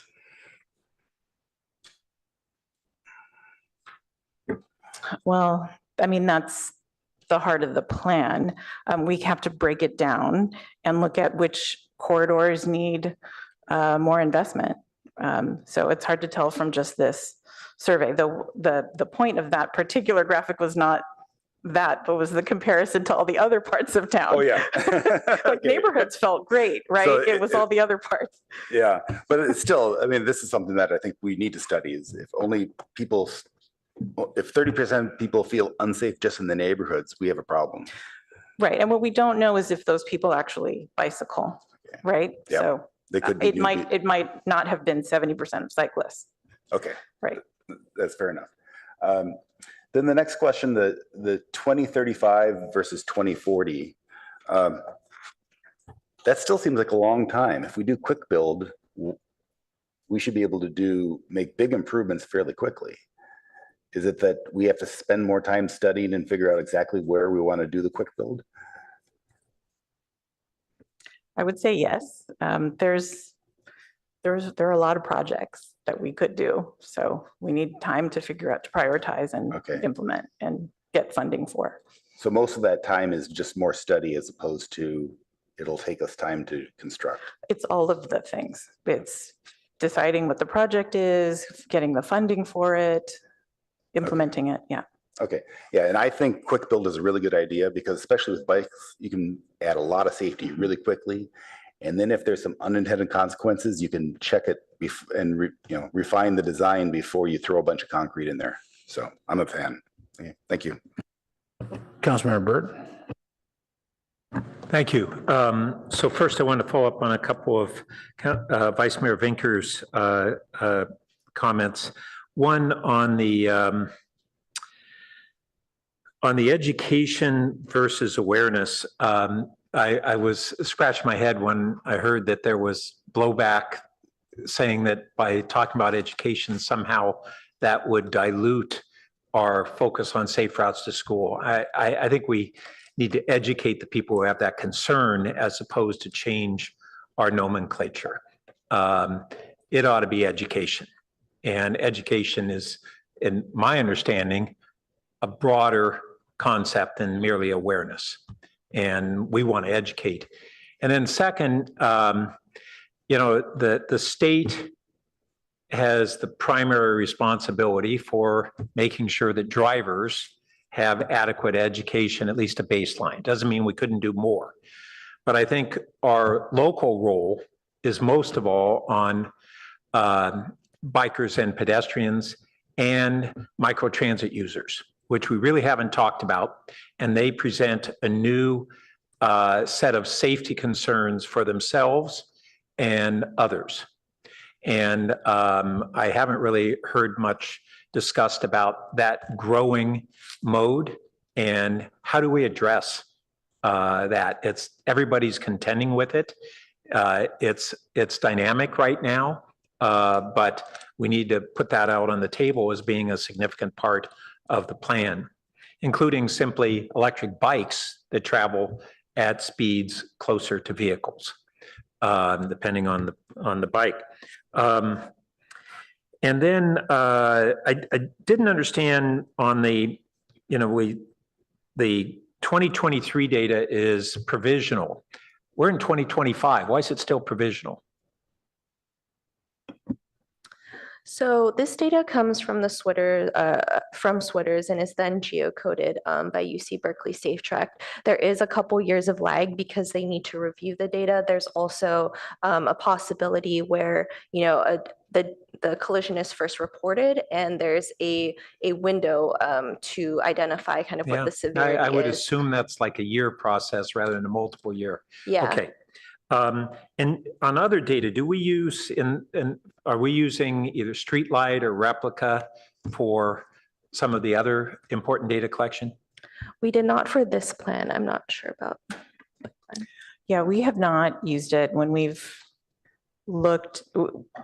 studied those sources. We've found very large errors in the data in terms of their volumes. When was that? We did the Office of Transportation did an internal study of streetlight data. No, I asked when. 2 years ago. Okay, because, you know, other agencies are really embracing these tools. And I've heard very favorable things about replica, streetlight as advanced. I would strongly recommend that we re-examine that and we talk with other agencies that are using them, VTA, MTC, others who really think it's a valuable tool. Right. We are using replica data in some of our other projects. It really depends on what you're using them for. So when you need really tight specificity, they just have larger margins of error. Okay. I did want to touch on San Antonio, not only the danger of that Middlefield intersection, but more broadly that we've got all the development on San Antonio and we don't really, we had comments from Penny Elson who gave some very thoughtful comments on this, and that basically we have a dilemma that we have a coordinated area plan that is a couple years off. And should we be putting placeholders in this for San Antonio? I see a nodding yes. Yeah, as noted in the staff report, we will be including San Antonio Road Area Plan in this plan. Oh, no, but by including it, meaning at this time we'll reference it? What do you mean by including it? Because it's not done for a couple years. We're going to call it out in the text to say how it relates to this plan, and that the safe system approach will be included in that plan. Got it. Okay, thank you. And then we talked about different arterials for vehicles, for bikes, but one of the things that I've talked about for years and we've never implemented anything is pedestrian arterials, meaning there are certain routes that walkers take disproportionately, whether to get to the downtowns or otherwise. And those routes may require greater attention for pedestrian safety, and including on lighting. We light streets, we don't light sidewalks, we don't want spillover light, certainly into homes, but thinking about and identifying where pedestrians walk versus where bikers ride or where cars go, I think is an important element. Okay. Out of the state and federal funds, what portion are allocated by MTC versus direct grants? Do we have a sense of that? I'm sorry, I don't have that. Okay. And be useful as a follow-up just so that we understand that context, including, you know, MTC's federal funds could be jeopardized as well. And then on the issue of sightlines and curb painting, I would, and I welcome colleagues' comments on this, I would really think that we should, we said we're prioritizing downtown, but I didn't hear the why. And in my mind, we should be prioritizing those locations that present the greatest risk really to bikers. What immediately comes to my mind is where we have cars crossing against a bike boulevard. And those are the places that time and again, I go, I'm crossing Bryant and I can't see the bikes coming and I think it's safe to go and oh my gosh, there's a bike. And it's sightline there. Same thing on the Ross Road roundabout. The sight lines are really critical. And I really think that we should be prioritizing them where we've got those high volume bike routes, and specifically where we have cars that have stop signs but then need to have that sight line to make sure it's safe to go. And then another thing is that we really, and I think this applies to something we need to strengthen on the bike and ped plan if it's not already in there, but wayfinding. We've talked for a long while on wayfinding, but we want to make sure we're directing folks to the safest bike routes. Now, they can still choose to go on the less safe, but we want to really make sure that people understand that it's both for their convenience, but also for their safety. And then I think my last thing is on,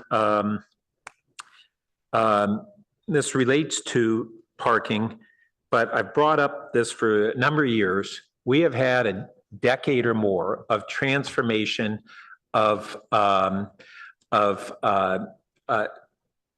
delivery vehicles, packages, of people, of food, and we have not changed our parking to accommodate that very strong cultural change and business change. And we just haven't done anything, and other cities have not apparently done a lot either. But the changes happen, and what do we have? We have all these vehicles parking in the middle of the street. And now, as of right now, many of them park in the middle of the street when there's a pretty convenient parking space right there.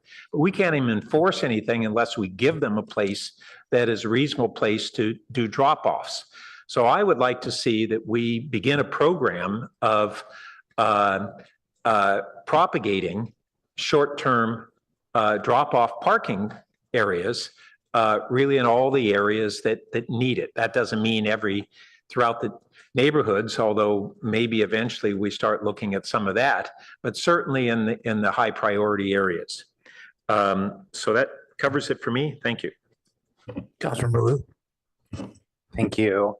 A few comments. I generally agree with everything you asked for feedback on in the actual presentation around speed reductions, about reallocating or narrowing or otherwise managing lanes.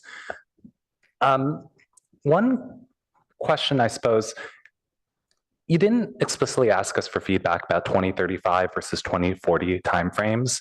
Can you comment on that, and what is staff still looking at before they maybe make a recommendation on which year to go with, or other possible alternative years to go with?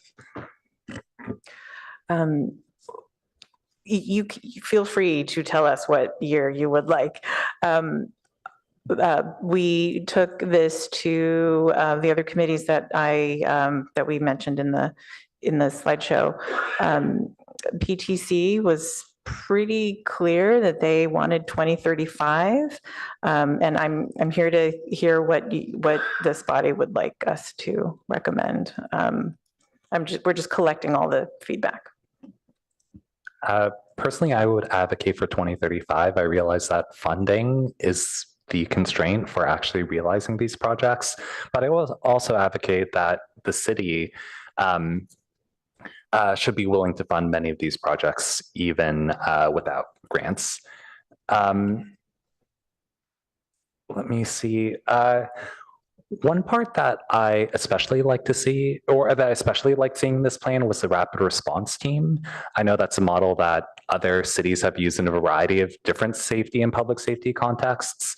I think when we hear about crashes, and particularly fatal crashes, we don't get enough follow-up after the fact.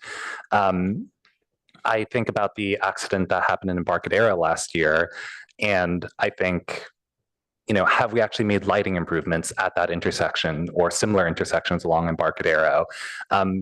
These kind of rapid response changes, I think, build a lot of trust and a lot of willingness in the community to actually fund and implement more of these programs more quickly without unnecessary delay or study, potentially. I will also echo or kind of go along with Councilmember Burt's points On daylighting and bike boulevards, I think there is a noticeable trend of more accidents, for example, on Bryant. And in this plan, we discuss a bunch of improvements we're making to new places, but we don't actually discuss the extra level of improvements we could make to existing corridors like Bryant. So we don't really talk about extra lighting, extra raised crosswalks, extra other things that we could add to Park, Bryant, other corridors where we still do see a decent chunk of accidents.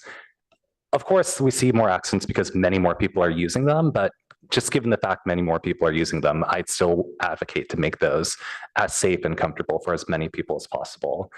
I also really agree on addressing some issues with delivery vehicles. I worry that as we daylight, those red curves will just be used by delivery vehicles who just put their blinkers on, and will really counteract a lot of the good work that we actually will do in downtown and other areas that are more commercially busy. And I think that captures most of my comments. I also just align myself with the points on data, on really trying to move aggressively on San Antonio as well. Councilmember Rectal. Yeah, one last gripe. We talk about delivery trucks, garbage bins.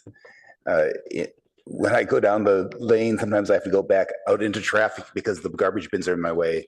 And these are on routes that are used by school kids. And can we have it on like safe route to schools, do it early in the morning, and on those routes, have them put it up on the sidewalk or something? I'd rather block the sidewalk than block the bike lane.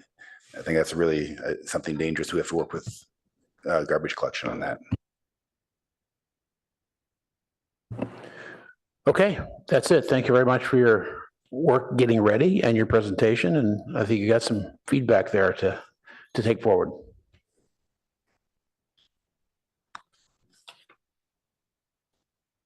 Okay, our next item is the consent calendar. Any comments from council members before we take public comment? No? Okay. Is there any public comment? There is no public comment. All right, then we entertain a motion for the consent calendar. I so move. Second.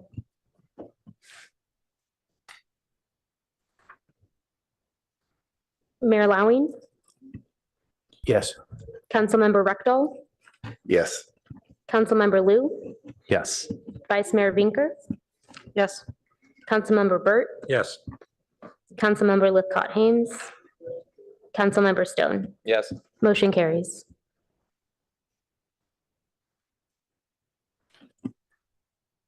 Thank you. City manager comments? Thank you, Mayor. City Clerk, assistance, please, with the few slides.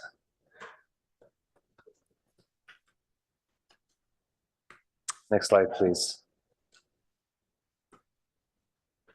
All right, just a quick update on what appropriately referred to as final refunds related to the green settlement.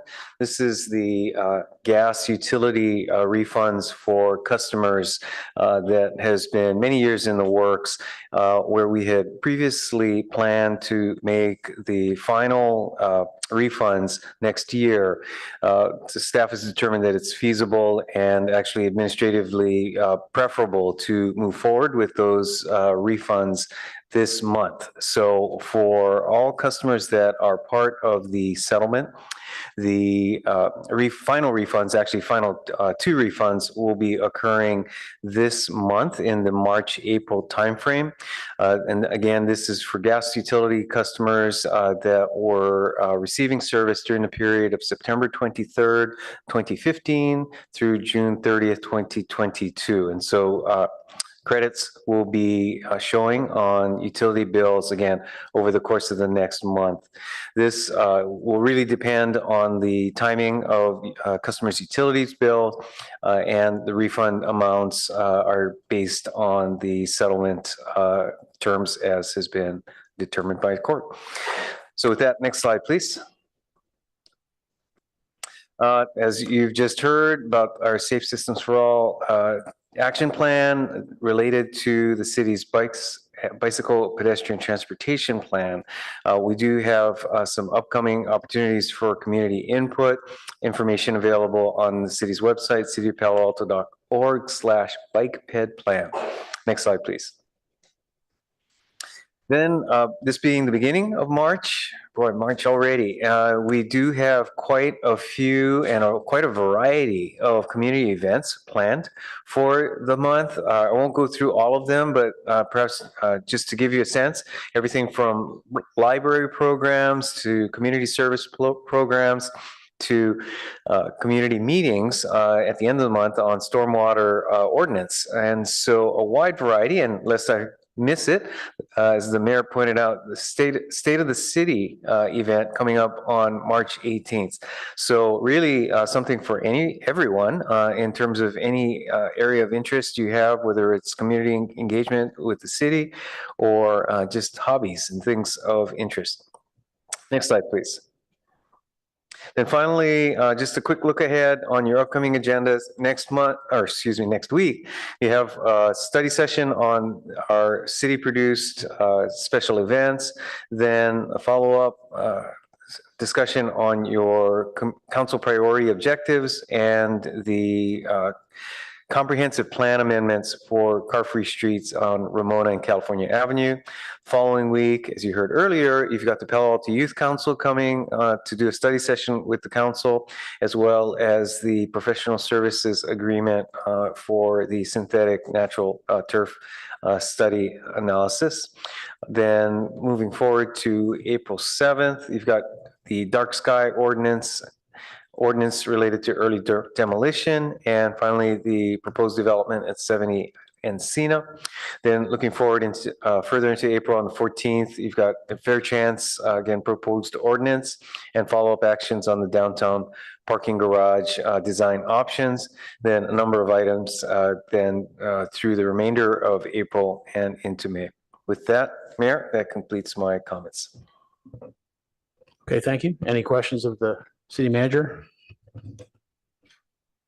All right, we're scheduled for a break now before the big one, so I think we should probably do at least 10 minutes. All right. So we'll be back at 8:40 and still be ahead of time. Great, thanks.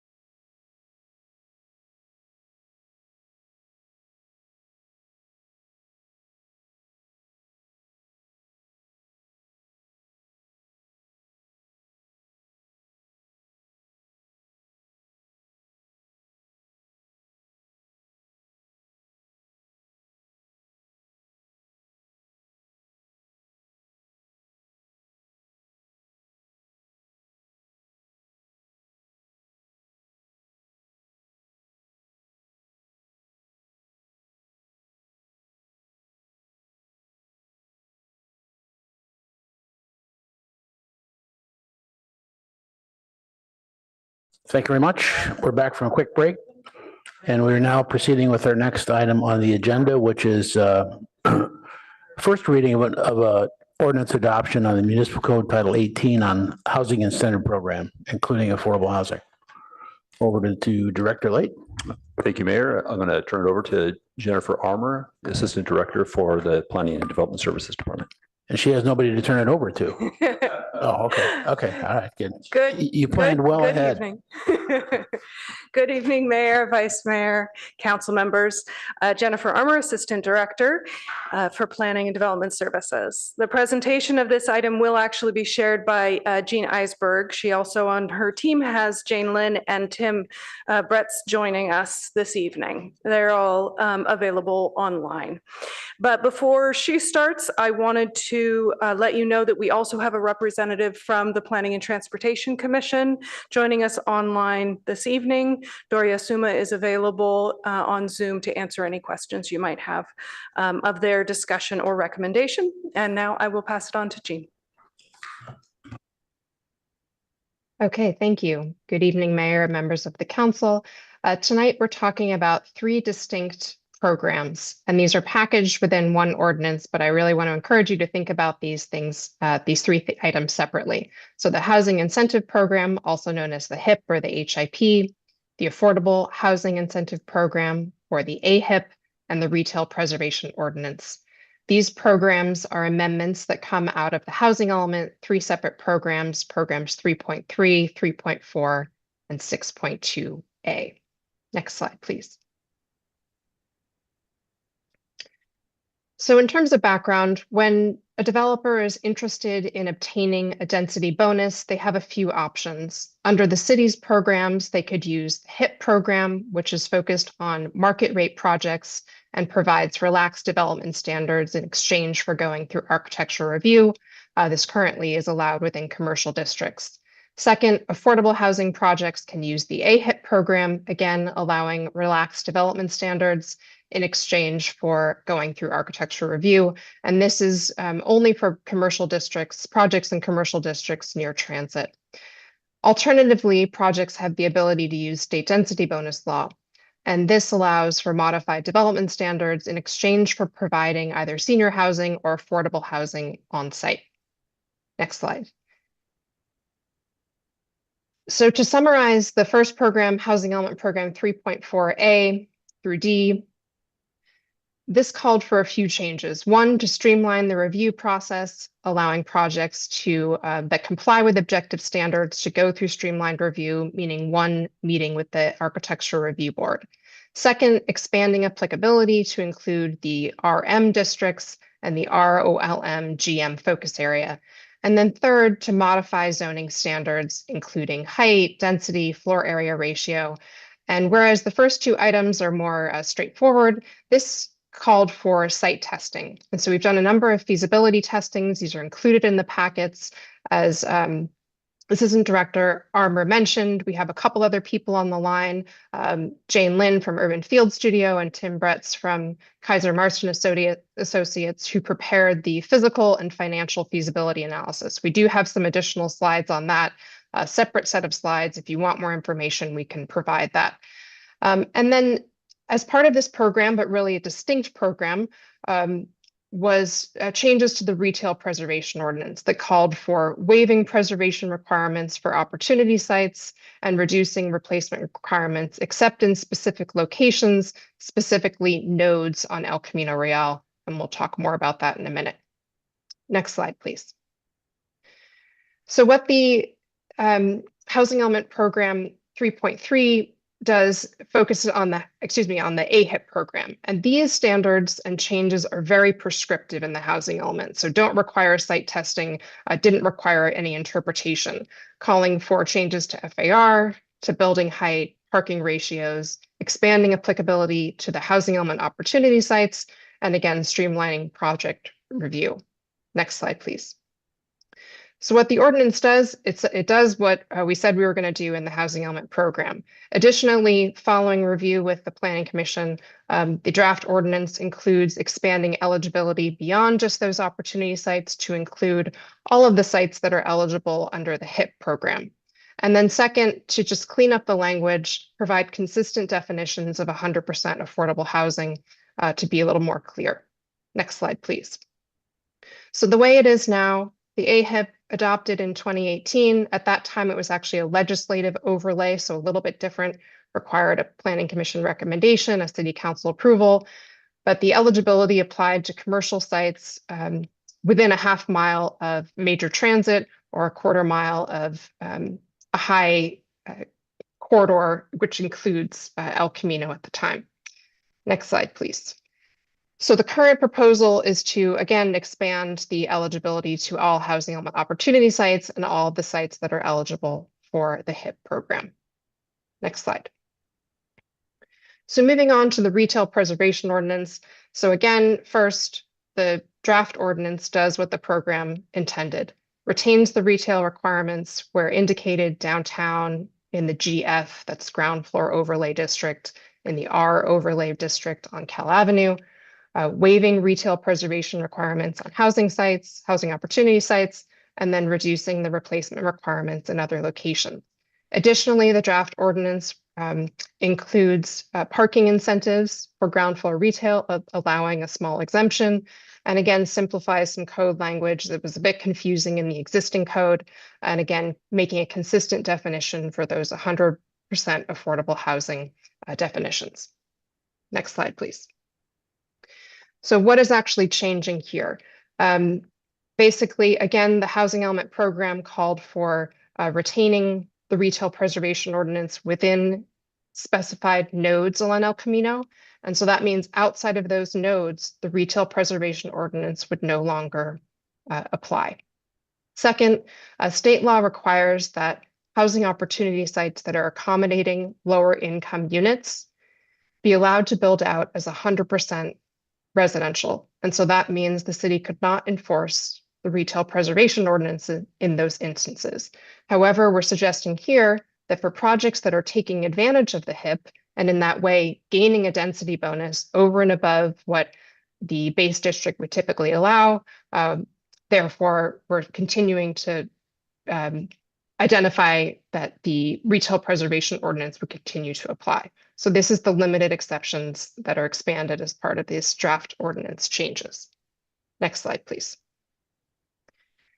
This map is just showing the nodes where the retail preservation ordinance would continue to apply. So the base of California Avenue, the North Ventura Cap area, which requires retail on the El Camino frontage, the El Camino focus area nodes just across the street, and this El Camino Way triangular area further down the corridor. Outside of those areas, the retail preservation ordinance would not necessarily apply, depending on the proposal and whether it's a housing opportunity site. Next slide, please. So moving on to the HIP, again, draft ordinance makes the changes that were identified in the housing element program, including reduced parking requirements to match state density bonus law, increases in floor area ratio and building height, and revisions to the daylight plane and setbacks. Additionally, the draft ordinance includes expansion of transportation demand management measures for projects that are reducing parking. So that means that whereas the HIP is proposing a reduced parking requirement, projects that are below what the city's standard parking requirement is today would be required to provide TDM measures. Second, this is in an effort to sort of distinguish and streamline the HIP versus the AHIP. The HIP program is now proposed to be completely focused on market rate projects, whereas the AHIP program is focused on 100% affordable projects. Previously, the HIP had a set of standards that applied to 100% affordable projects as well. And then lastly, the draft ordinance allows an incentive to provide family-friendly units, meaning units that provide 3 or more bedrooms. And so this is, again, helping to implement program 6.2A of the housing element by allowing unlimited residential density or a bonus FAR for those types of units when they're provided for at least 10% of the total unit count. Next slide, please. So this next series of slides shows how the HIP has changed over time. So this is the original boundaries for the HIP in 2018. It applied in downtown California Avenue and along El Camino Real in 2 zoning districts. The CN district, which is really a neighborhood retail district that's retail within the immediate vicinity of a neighborhood, provided more around pedestrian access, versus the CS zone, which is the service commercial district, a more auto-oriented district requiring more auto access. Next slide, please. Since that time, the boundaries of which sites are eligible for the HIP have changed a couple times. So a few years ago, the San Antonio road segment was added to be HIP eligible. And then last year, the North Ventura Cap area invoked and allowed eligibility for the HIP for those parcels. Next slide, please. So consistent with the housing element, the proposal here in the draft ordinance is to add the RM zones and to add the GM ROLM focus area. Next slide, please. So how does this actually work? The way the housing element rezoned sites, it essentially created 2 tiers within the city. So the existing base zoning applies, depends on whether a site is designated a housing element opportunity site or not.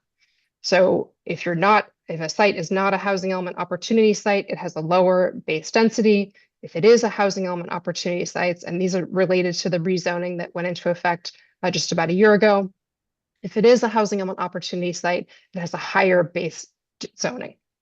This is a little confusing, but just think of it as essentially 2 tiers. Next slide, please. So the HIP takes this a step further using that existing structure. So if you're not a housing opportunity site, you have that lower base density, but you can think of the HIP as an increment. So beyond that base density, the HIP in terms of floor area ratio, FAR, and in terms of building height, you add that increment and you get a slightly bigger project under the HIP program. Now, the housing element opportunity site has that higher base zoning, so more mass to begin with, add that incremental HIP increase, and you end up with a larger project under the HIP if you have a housing element opportunity site. Next slide, please. What the ordinance actually does is makes those incremental changes depending on whether a site is a housing element opportunity site or not.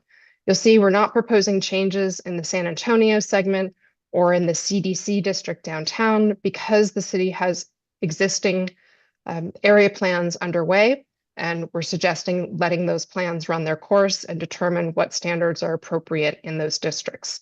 But in general here, you can see increases in FAR and increases in height in those other zoning districts.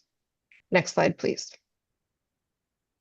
So same idea here for the RM zones, the GM ROLM focus area. Now, in this case, these districts do not currently allow the HIP, so this is comparing existing base zoning to proposed HIP zoning. So you're seeing increases of FAR, 1 FAR, 1.5 FAR, increases of height of 5 to 10 feet.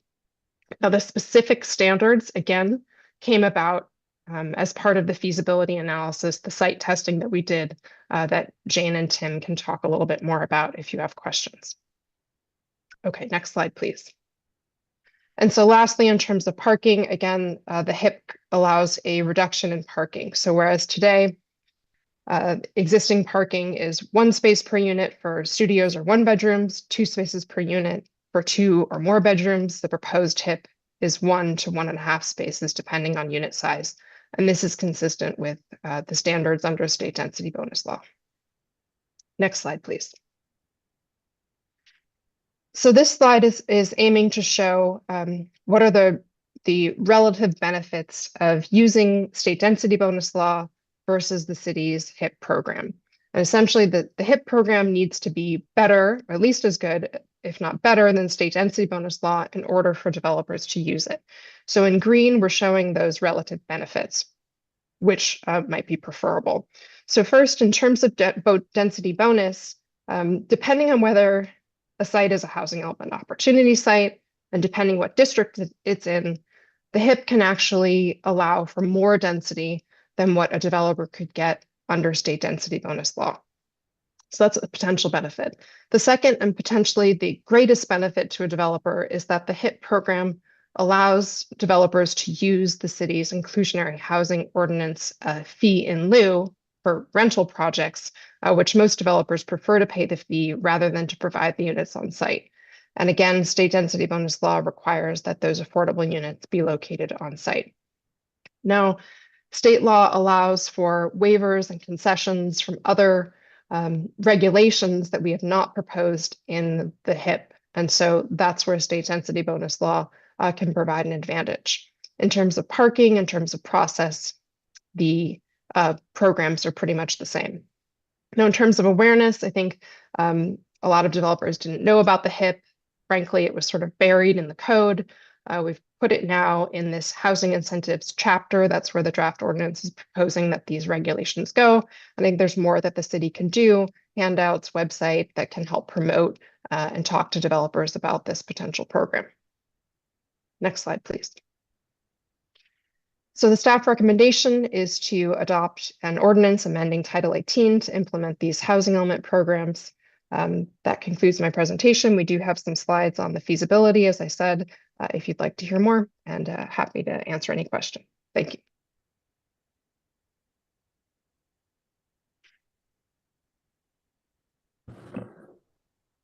Anything from the rest of the staff? No. Can I just ask a big question? There's a lot of focus here on whether or not it's a housing opportunity site. And I'm not even clear quite on that. Is it any opportunity site or any opportunity site that has a certain percent of affordable? And why is it all housing sites as opposed to just some? In terms of the HIP program specifically? Yeah, this HIP Plus program that we're on now.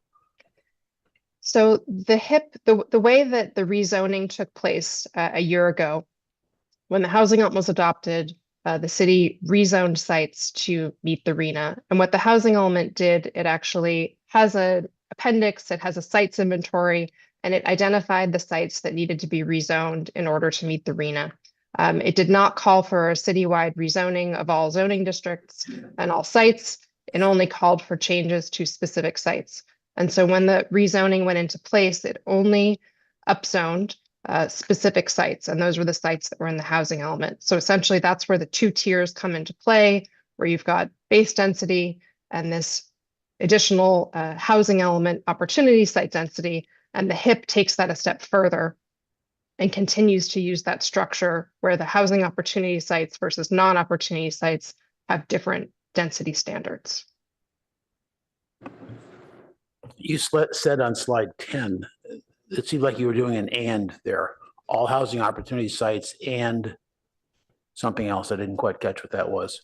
Okay, so that is, the slide 10 is the retail preservation ordinance. And so that's a little bit different. So retail preservation, we want to think about it really in general, separate from the HIP. The way that the HIP comes into play is that state law says that housing opportunity sites that are accommodating lower income units must be allowed to build out as 100% residential. For simplicity of administration, the draft ordinance says all housing element opportunity sites can build out as 100% residential. That is something that the council could choose to back off from. Is it simplicity for us or for the developers? Because I didn't understand that phrase either. Simplicity for administration, for staff to administer the ordinance. And if I may jump in and provide some additional clarification, the HIP and AHIP process and regulations actually do apply pretty broadly through those commercial zones that were shown on some of the maps, well beyond the housing inventory sites. So in the charts, as Jeannie was trying to show a chart of what the changes in the regulations were, she had to pull out what the regulation differences are, depending on if it is a housing element site or not. But there are far more sites included in areas where you could choose to use the HIP or AHIP than just the housing element sites. So this actually is a much broader program across a fair amount, a number of different commercial areas throughout the city beyond those sites. Yeah, I think that was part of the and that she included, that there was overlap there. So appreciate that clarity. I still am not, I don't want to take up a lot of time on this, but just to get it on the table, I'm still not clear why you would want to use all of the housing element sites. So. And we're not actually including all of the housing element sites. There are some, for example, she noted that in the downtown area and the San Antonio areas, none of the regulations are changed under the proposed ordinance because we are looking at area plans for both of those. Yeah. And so that would be separately. So there are definitely some housing element sites that are not included. I knew those were out. Okay. Thank you. Other questions from council before we go to public comment? Just at the question phrase? One clear. Oh, Councilmember Burt was quicker. Yeah, thanks. On page 4 of the staff report, where that final paragraph before analysis, it says, if we remove the FAR,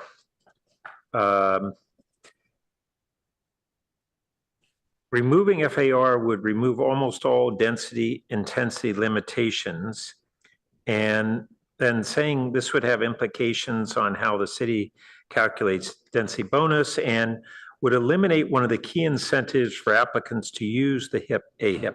And I didn't understand that. Can you just explain how removing the FAR eliminates an incentive versus creates an additional incentive? Sure. So the Architecture Review Board suggests that we consider eliminating FAR altogether. And so the way it is now, the city generally does not regulate residential density as a standard, density units per acre, outside of the RM districts.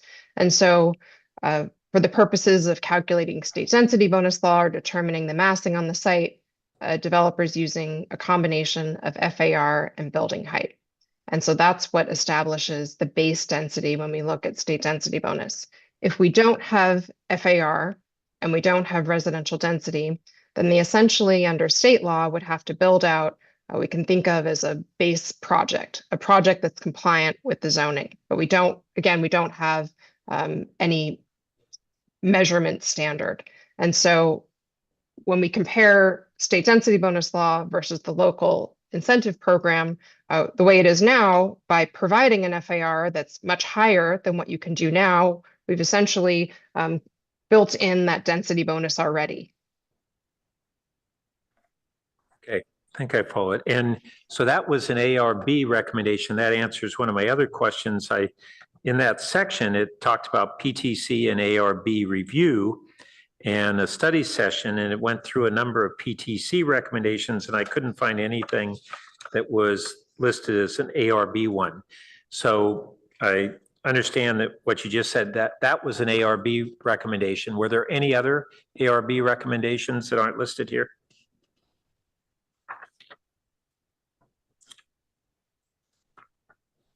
Let me take a quick look. Okay.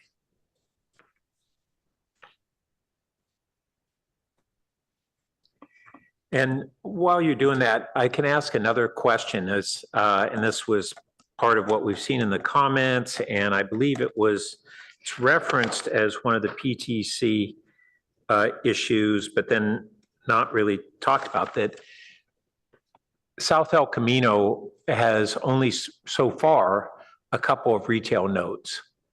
And we're looking at prospectively not only eliminating the retail requirement on housing opportunity sites in that area, but all sites listed under the housing element. Before we've gone through that process that I think the staff report referred to of examining where else we should have the retail nodes. So why are we talking about going forward with elimination of that retail even beyond the priority sites before we've the Planning Commission and we have looked at the really critical issue of we're going to shrink retail in El Camino. We need to make sure we do it wisely. So let me, maybe, Jeannie, I'll just take a first cut and then you can fill in the parts I leave out. But just to maybe reiterate, state law requires that if a site is a housing opportunity site, that it needs to be able to redevelop 100% as housing. And so for that area, we don't have. And that's for market as well as affordable? I thought it was. If it's a housing opportunity site. It is, well, actually, there may be a affordability component associated with that. I'll have to double check that. But that's also one of the reasons why we didn't include any opportunity sites in University Avenue, California Avenue areas because of that requirement that could remove retail from our core commercial areas without that prior conversation with council. And then the extension of that, the housing incentive program sites don't eliminate, it's a reduction of retail compliance with the retail preservation ordinance, not a full elimination. But Ms. Eisberg, do you want to correct or amplify anything? yes. So the state law says that housing element opportunity sites that are accommodating lower income households have to be able to build out as 100% residential. There are some sites in the sites inventory that are only accommodating above market households, according to the sites inventory. Technically, those sites could continue to be required to be mixed use. I do want to distinguish between the base zoning district requirements where ground floor retail is required. And as Director Late says, that's why opportunity sites are not in sites that have a GF overlay or an R overlay versus where the retail preservation ordinance applies because there's existing retail on the sites.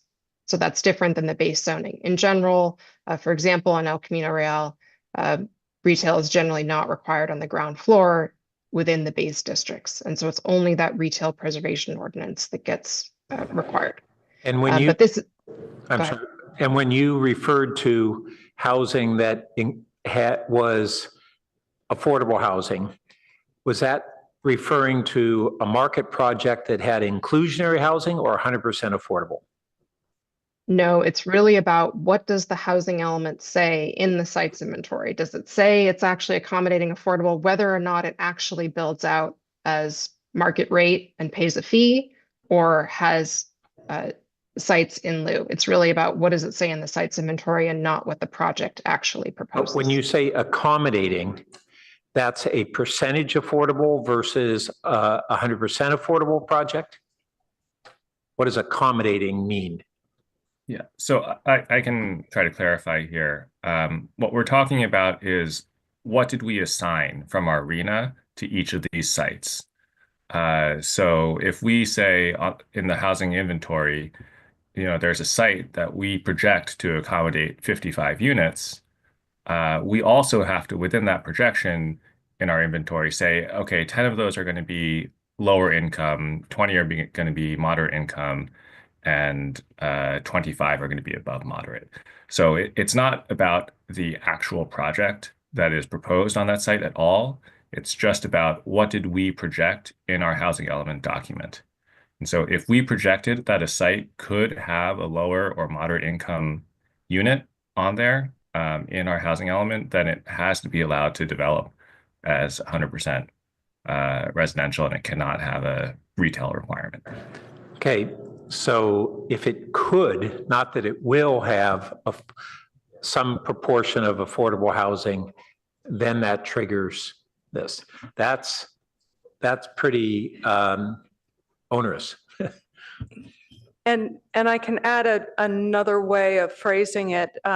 We see it as the state has said, this is one of the sites where you have said there is capacity for affordable housing at some number. Therefore, we're going to take away this potential restriction on that housing of requiring retail, right? Regardless of what the project is.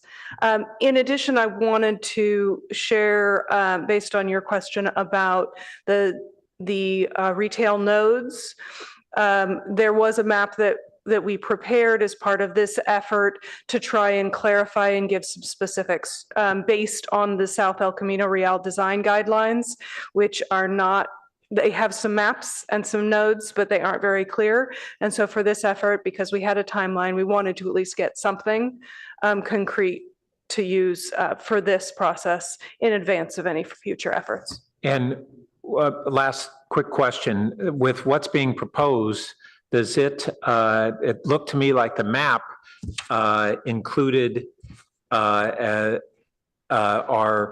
auto dealerships on El Camino as housing inventory sites under this? Is that correct?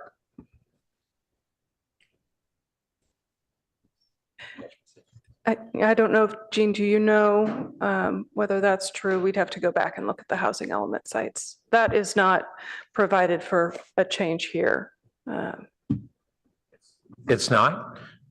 The housing inventory sites are not changing here. That was established. Well, in the either housing way, element. my question is, so for instance, on slide number 11, these are the retail nodes. And it's hard to read the map, but that doesn't appear to include our automotive dealerships, which are really important economic sources for the city. And so by the fact that they're not in a retail node, are they right now eligible as housing sites, and are they under what we have a discretion on including here, or were they priority sites to begin with? So maybe a couple of things. One is, so you're referring to, I think, Toyota and? No, I'm talking about on El Camino, so the cluster around Charleston. Volvo and Tesla. Got it. McLaren. Okay. So we can take a look to see if those are housing opportunity sites identified in the housing element. The council does have discretion this evening to look at these on slide 11, the sort of green outlines of the retail nodes. I will also note that even if the auto dealerships are included in that green node, it doesn't mean that the auto dealership stays an auto dealership. It could transition into another retail or retail-like use. Yeah, but that's different from giving these kinds of bonuses to incentivize a conversion to high-density housing. That's a really different scenario. So we can take a look to see if those sites are on the housing inventory. And as Ms. Armour had noted, that's not a decision point tonight because that's been decided, but let me get you the information. Well, it would be a decision point if they're not part of the priority sites, but they are part of what you're otherwise recommending we include in the HIP, right? So this, again, this map is just about where the retail preservation ordinance applies. So think of it as separate from the housing incentive program. So all this is saying is if a site redevelops, does it need to replace retail in kind? Well, but conversely, isn't it true that if we include these other housing inventory sites under the same new rules as if they were priority and they don't require ground floor retail, we are excluding those sites from the retail nodes, I mean, or from a retail node. They don't have a retail protection. Isn't that the case? Whether we call them a node or not? That's true. So they would not be, if they redeveloped, they would not be required to replace the retail in kind if they're outside of these nodes. Okay, thanks. I think that's a really important distinction. And one that we all need, staff and council needs to dwell on. Councilmember Rectal. Okay, yeah. George and I were both, council member Lou and I were both on PTC, so we'll give you a little light. And Doria is also online if she wants to add some comments here. So let's go to slide 10, please. And I want to walk through some of these markups so you understand what these symbols mean. Okay, so look on the fourth row, the housing element opportunity sites. And so in that case, as they mentioned, if you're an opportunity site, there's no retail required. You can build retail, but there's no retail required. However, if you want to do even more density than the housing element has predicted, you can now make that a HIP site. So the fifth line says, if I want to get the extra density that HIP gives me, and I'm on opportunity site, then we give you extra density, but then we require retail. So that's the trade between 4 and 5, but for that extra density, we want retail. Then let's look at the third line. That really should not be an X. That should be like a half check mark. And if I'm outside of a retail node, but I'm not an opportunity site, and I want to redevelop this. If we required that this ground floor retail is replaced 100%, that makes it really hard to have 4 or 5 stories above you, because all the elevators and stuff like that would take up room, and it would be really difficult to get 100% retail requirement. So as a result, we just have a partial retail replacement on line 3. So if you're outside of retail nodes, you still have to replace retail, but just partially, to allow you to make it easier for you to have housing above that. Then the second line is also very important. If I'm in a retail node, then I have to replace 100%. And we then have the ability to define that retail, what a retail node is. And that's not part of the ordinance. It's actually part of a council resolution that the council doesn't have to have a second reading. It's just a single vote from the council can change this map and change what what a retail node is. And so one of the PTC requirements or recommendations was that it's sent back to PTC, and we wanted at least a third node somewhere along El Camino. Because right now we have one at that El Camino Way triangle, and then way over by the fish market. There's nothing between it. And right now, that's a really vibrant retail area. That's the lowest vacancy of all of Palo Alto. So we did not want to get rid of that. So we really wanted to revisit that. And I think PTC really has to scrub that. And so if we wanted to look at the auto dealerships, we can make the auto dealerships a 4th node down at Charleston. So then you'd have Charleston auto dealerships, you'd have the El Camino Way, you'd have something mid, and then all the way down there. But that takes more thought, and we wanted to get this going. We did not want to slow this down. So that's why the PTC, even though PTC was unhappy that we were really limiting these nodes, we wanted to get it going and have that revisited and not slow down the HIP.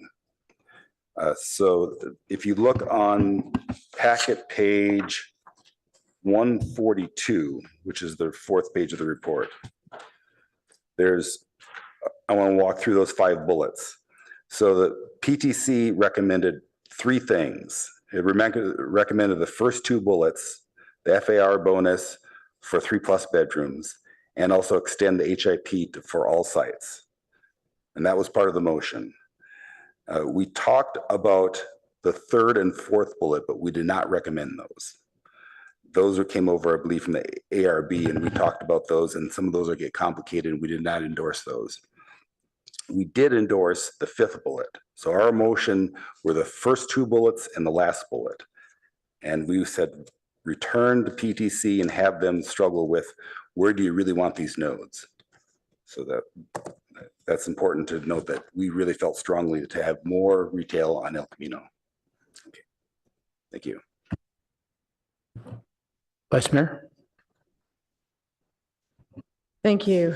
And yeah, I really feel at a disadvantage from the PTC folks, so thank you. Bear with me. I know there's a lot of them here. a lot of y'all have been looking at this longer than I, but I'm trying very hard with all these acronyms. And I just want to confirm, well, and ask a question. So with this effort to enhance HIP and AHIP, which by the way is great because it's such a good idea, but it has not, generated what we'd hoped. So I'm glad for all this work that's gone into this. So if we're enhancing it for the housing opportunity sites, except for downtown in San Antonio, and we're extending it from the commercial sites to the RM and the ROLM GM. Do I have it right so far? So first of all, okay. My questions go around, I have two questions. One is, so what's going on at Cal Ave? These are small and I can't really tell. Are there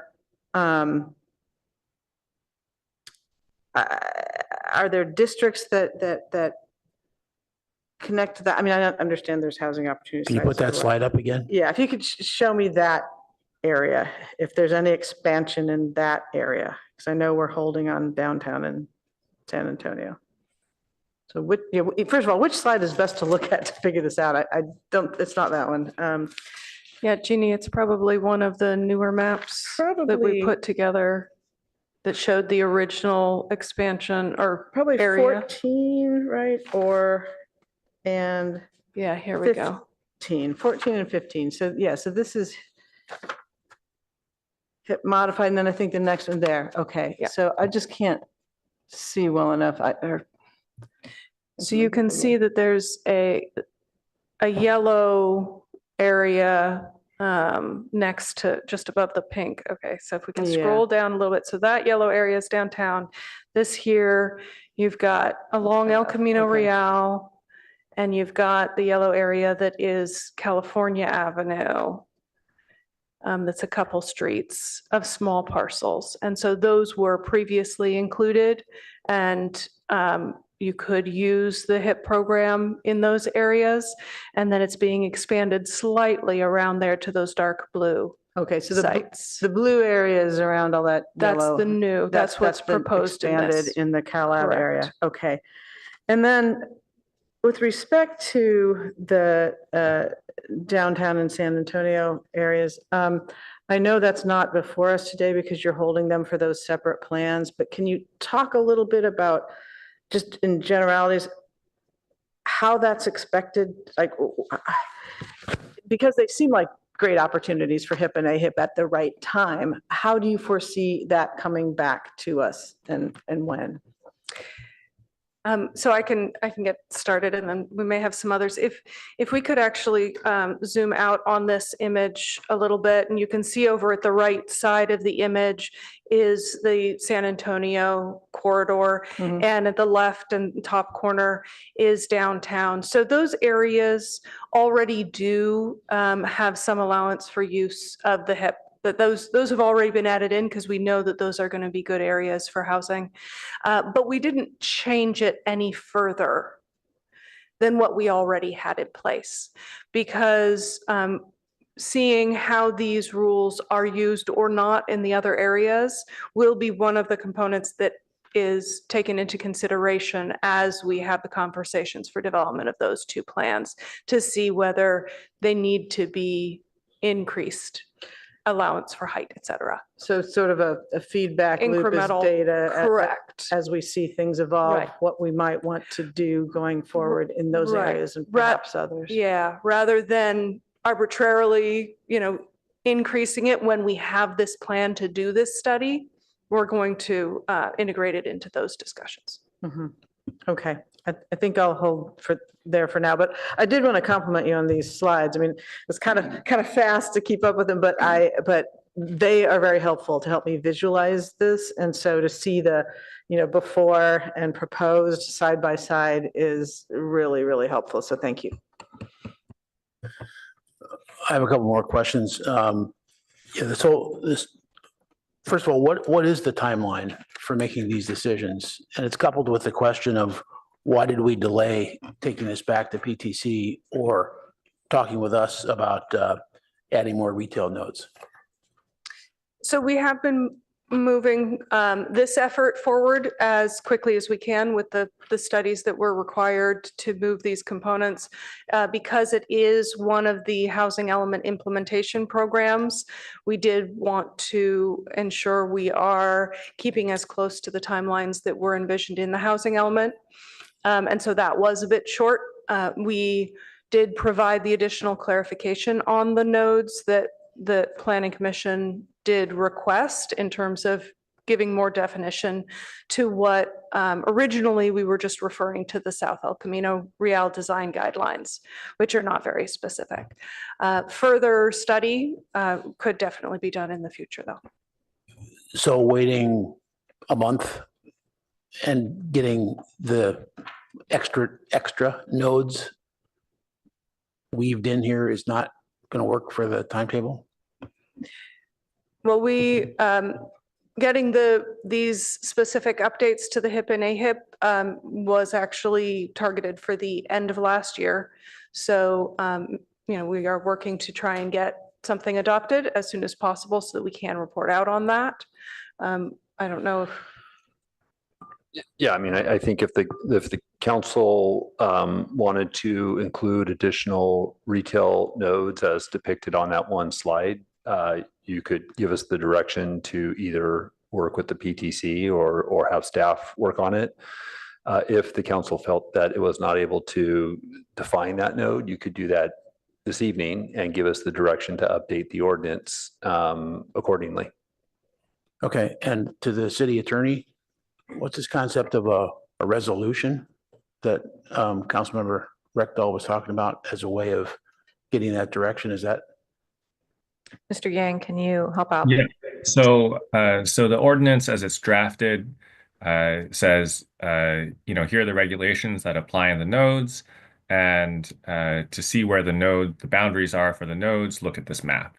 And the map is something that the ordinance says the council can adopt and amend by resolution. We have this in other areas of our code where the code refers to regulations that are more detailed, and those regulations can get changed by resolution rather than ordinance. It just allows a little bit more nimbleness and flexibility. Okay, so last question on this. Therefore, we do the first reading tonight. This would come back in a week or two, get a second reading, and that would be implemented as law. So applicants could come and build according to that. And then we would add by resolution a map change. So there'd be a slight window potentially where people wouldn't have any more nodes to look at other than the ones that are there right now. Yes. Right. Okay. Any other questions? If not, we'll go to public comment.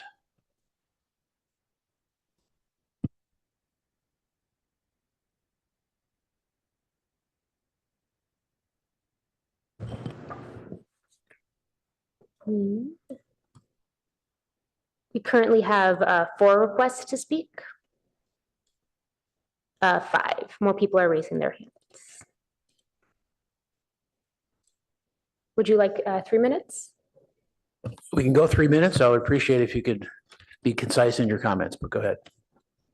Our first speaker is Amy A.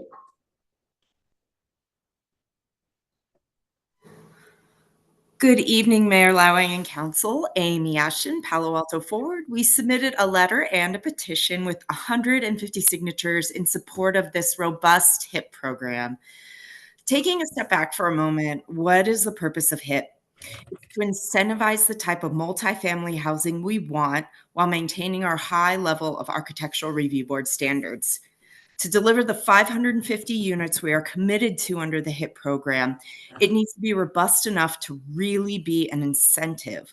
What is before you is an amazing start, and after hundreds of staff hours, thousands spent on studies, let's make sure it is actually an incentive. So I hope you'll ask yourself tonight, why bifurcate into 2 separate HIP tiers, one for opportunity sites, one for other sites that are located right next door with the exact same zoning? Why not exceed state density bonus law for parking? Really make this an incentive, or exempt parking from FAR altogether. Why not extend the maximum heights and FARs contemplated to all the C commercial zones? Why not hold ourselves accountable to review HIP annually and make changes based on applications received and data collected? We should be cognizant of the implications of not being aggressive with HIP. We will get low-density projects that skip city review altogether under SB 35.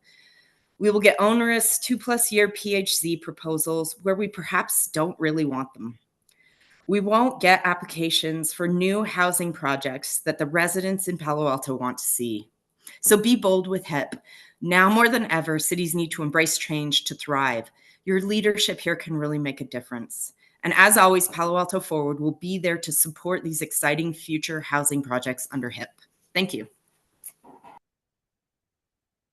Our next speaker is Ted O.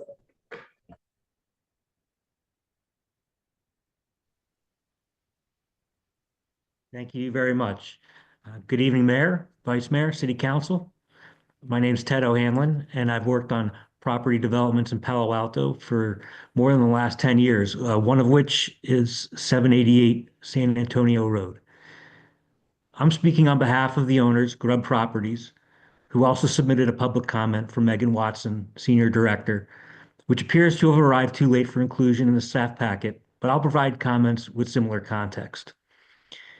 The 788 San Antonio Road project that was approved was the catalyst project for the Housing Incentive Program being reviewed tonight. The project was approved in 2020 using the HIP, which was approved in 2019. Presently, the project is no longer feasible due to several changes. One, increased construction costs, both on the material and labor side, and also significantly for below-grade parking structures. Higher interest rates, which has affected businesses all across the board, but has made construction lending a very expensive part of a construction project, particularly with the increased costs. We also saw in 2021, the city of Palo Alto passed increased developer impact fees, which were not in place when the HIP was originally approved. One such fee, for example, the park impact fee increased 10 times. And another thing that's changed is the need, call, and demand for more housing, a new housing element cycle, and new state laws to promote housing projects, both in size and streamlined approval. So given these changes, the HIP needs to be updated to support projects like 788 San Antonio. Greater than the draft ordinance in front of you contemplates. Some ideas to consider. FARs of 4.0 or higher, perhaps following the lead of the El Camino Real plan. Eliminating above grade parking from FAR calculations, which would align parking FAR similarly as it does below grade. It doesn't count against FAR. Building heights that allow mid-rise construction with parking above grade. This is a significant method to having mid-rise apartments that are feasible, but it also requires another change, which is building heights that can allow for that. And lastly, adjusting parking ratios, understanding the trade-offs between residential space, building heights, and parking utilization needs. So for now, we look forward to working on what we will bring to the city, a new plan for 788 San Antonio. We also are here to support the HIP's evolution as the original catalyst project to lead it to. Thank you. Your time is up. Thanks, guys. Our next speaker is Manuel. Hi, good evening. My name is Manuel Salazar, and I'll be speaking on behalf of SB Home. So I'd like to start by saying that we strongly support the recommendations from Palo Alto Forward, enhancing the Housing Incentive Program, or HIP, and Affordable Housing Incentive Program, or AHIP, so they can truly drive housing production in Palo Alto.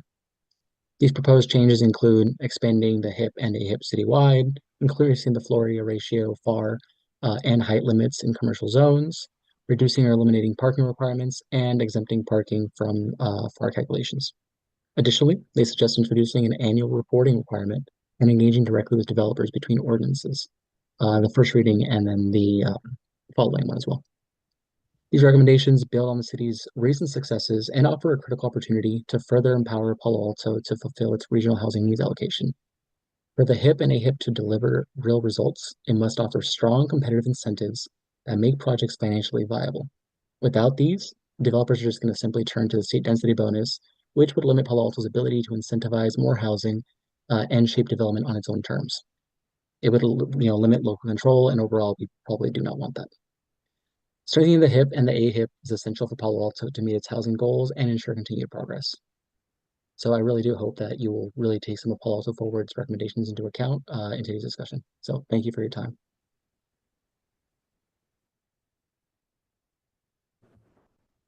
Our next speaker is Tim P.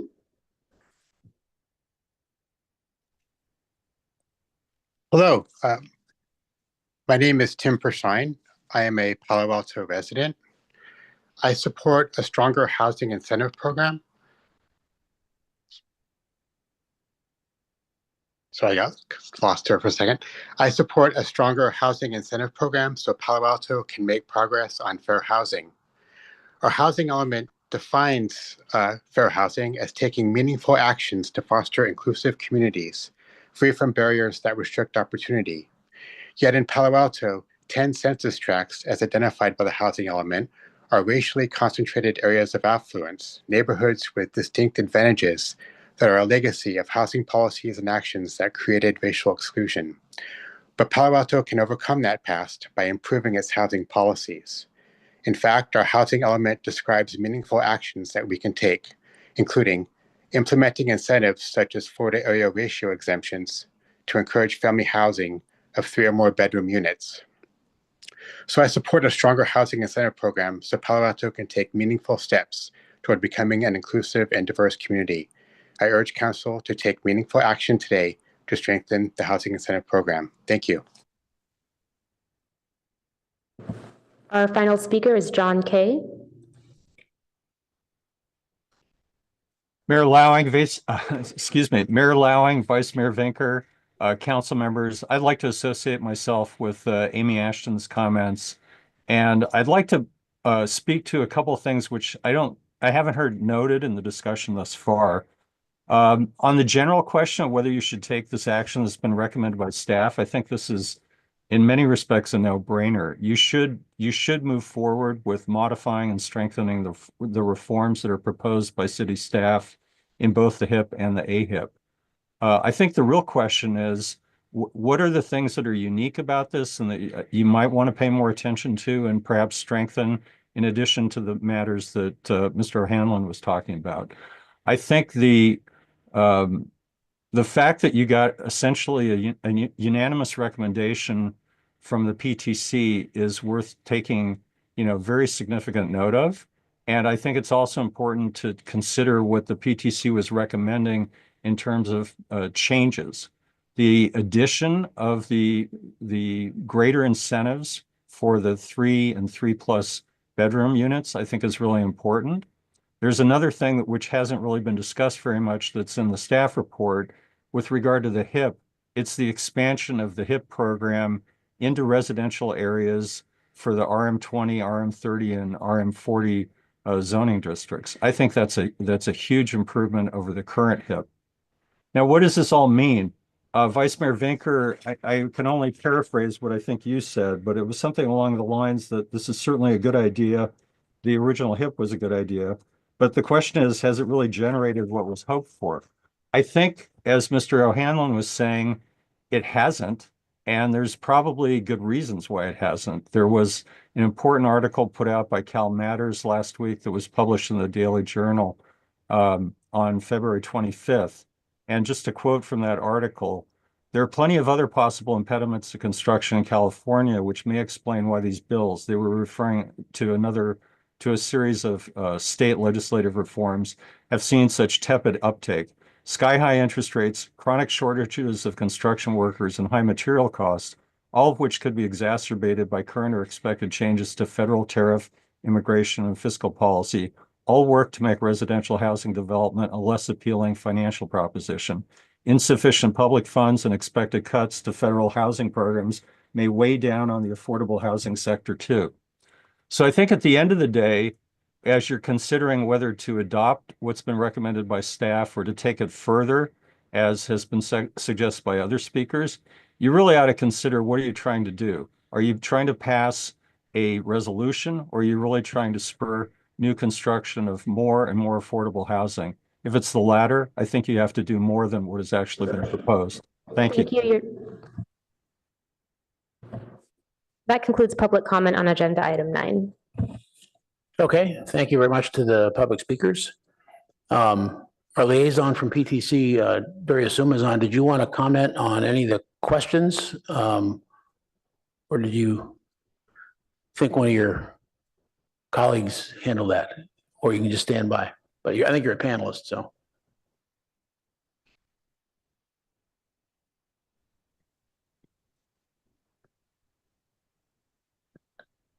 Okay.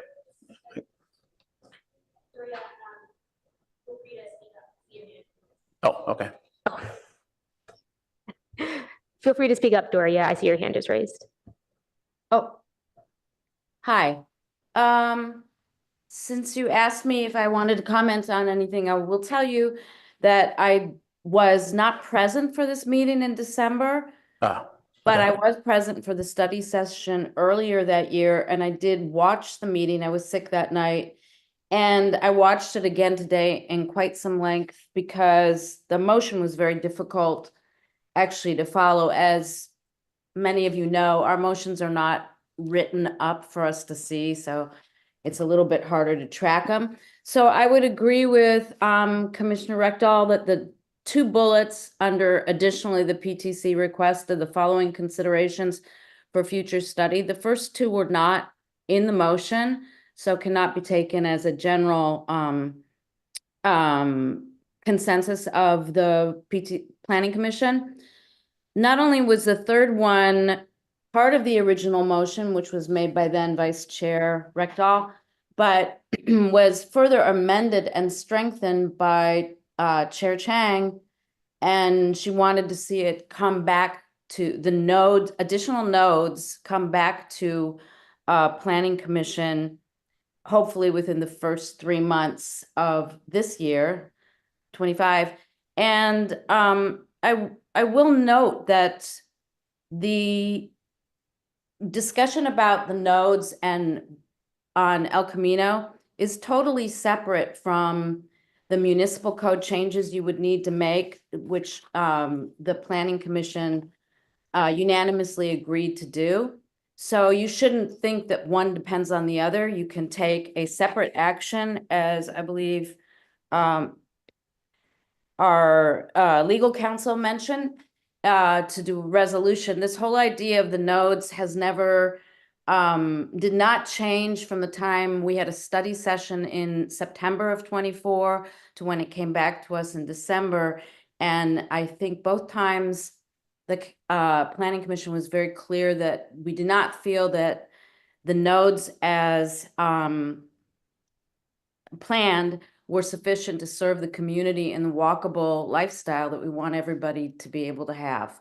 So that's just what I would emphasize, that that's a separate action that you can take totally separately from advancing the changes to the municipal code, which should really hopefully incentivize some, despite the gloomy conditions mentioned by one of our public speakers, should really enhance the production of housing. So unless there's any other questions. No, don't hang up, but stand by. Okay. Thank you. All right, let's bring it back to the dais and move to comments on top of our questions that we already asked.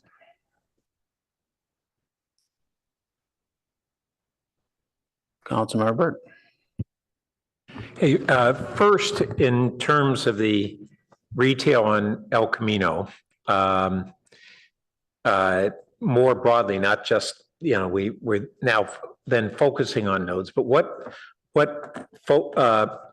functions has that retail served? So it's local neighborhood serving. It is actually automobile destination retail that people come from throughout the city and other cities for certain specialized retail and some of those functions. And then it's the automotive that is not, certainly not neighborhood serving. It does serve outside the community, but it is a big, important economic revenue source. And when I look at the map on page 11, it that has those areas in the original HIP boundaries. What I want to understand is what are the implications of what's being proposed tonight on those sites? Because when I look at attachment G, and I hope everybody did look at that, that's the table G1 lists all the FARs and other changes, height and FAR primarily. And for instance, at that location, the non-opportunity sites would be 2.85 FAR. And if it was an opportunity site, it's a 3.5. And I guess one of the, before going forward there, I couldn't find any of the maps that showed where the opportunity sites were. Is that part of the presentation or the packet? Ms. Heisberg, if you want to weigh in, but I think on the slides that we were looking at earlier that showed the progression of the where the HIP applies today and where it would apply, there is some hatched marking, I think, that may demonstrate. Which, do you know which slide that is? Yeah, let me see if I can see it. So I was looking at them. The opportunity sites are also in attachment B.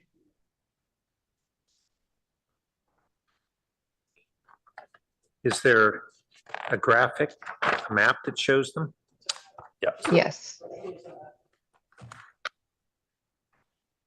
Attachment B is packet page, let's see. Looking at attachment E that starts on 172. Thank you. Sorry? Packet page 172. Oh, that's not E then. Okay. Okay.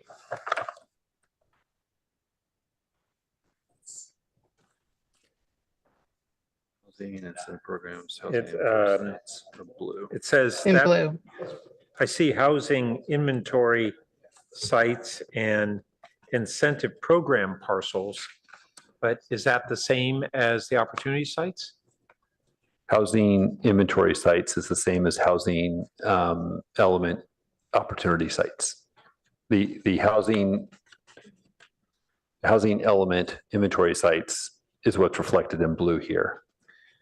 So the auto dealerships, what are they? That is. They're CS zone. Yeah, they're with an AD overlay, and they are not opportunity sites, at least. Yeah, they're not opportunity sites, except across the street, the Jiffy Lube is a housing opportunity site. So on the non-opportunity side, it would still be a 2.85 FAR under this recommendation? Ms. Heisberg? I'm looking at table G1, packet page 217, page 79 of the staff report. That's the table that has all the FARs and heights, base standard, and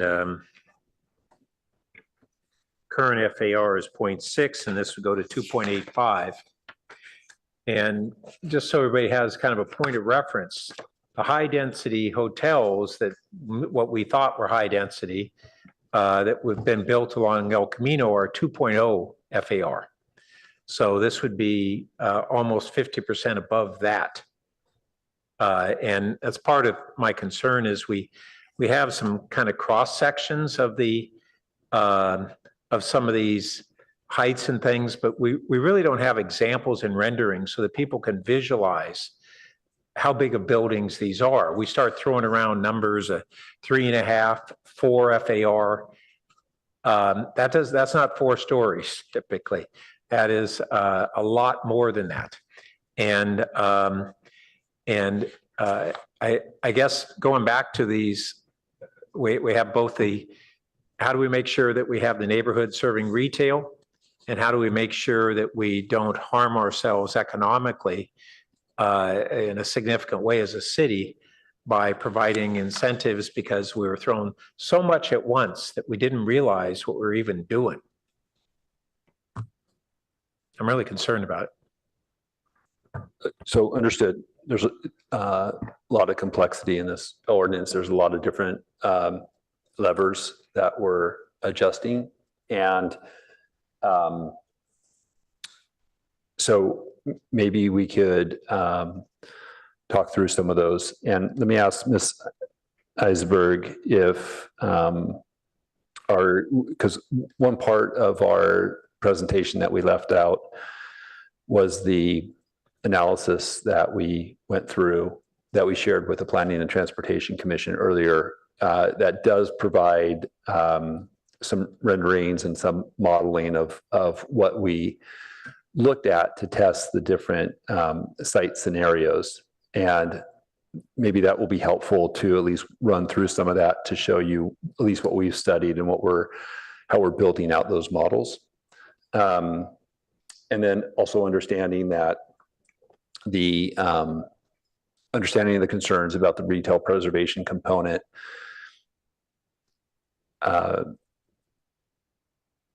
balancing sort of the interests of state law with our own interests to promote housing production while also balancing that retail component is something that we tried to navigate through. We recognize that it may not be complete at the moment, but we have built into the ordinance the process of quickly adapting and adding, changing the boundaries of these retail nodes along El Camino, should the council direct us to work with the PTC or just come back with some refinements to it.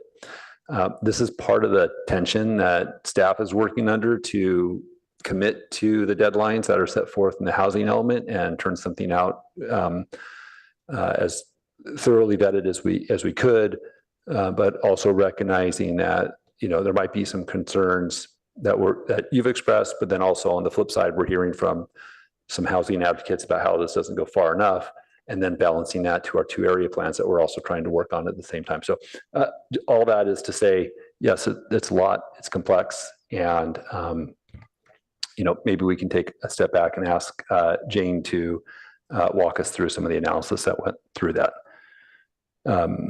Ms. Eisberg, are we teed up for that?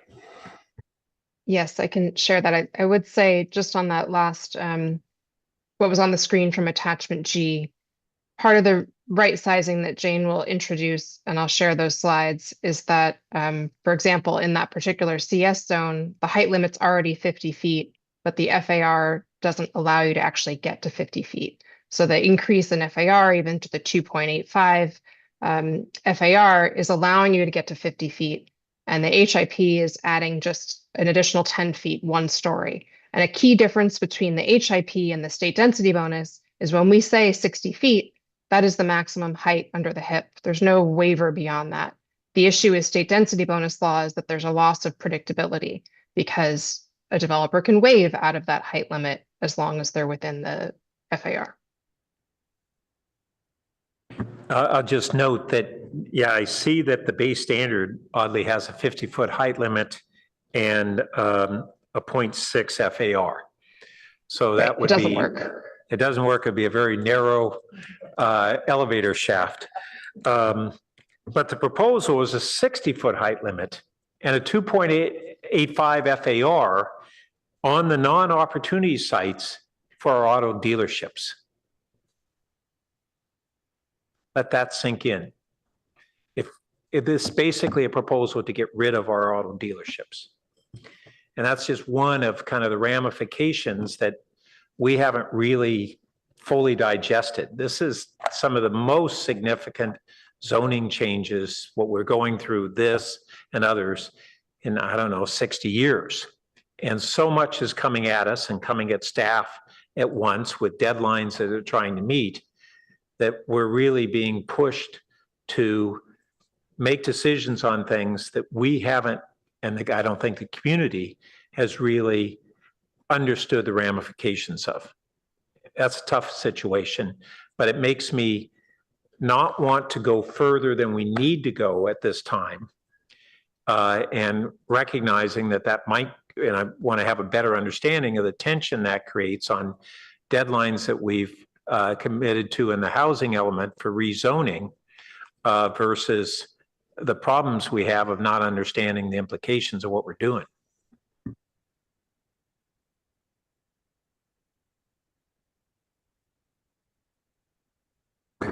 So, Ms. Eisberg, do we want to go through those diagrams and schematics? I was going to suggest that maybe you respond to that because it looked like there's some potentially flawed elevator shafts to live in.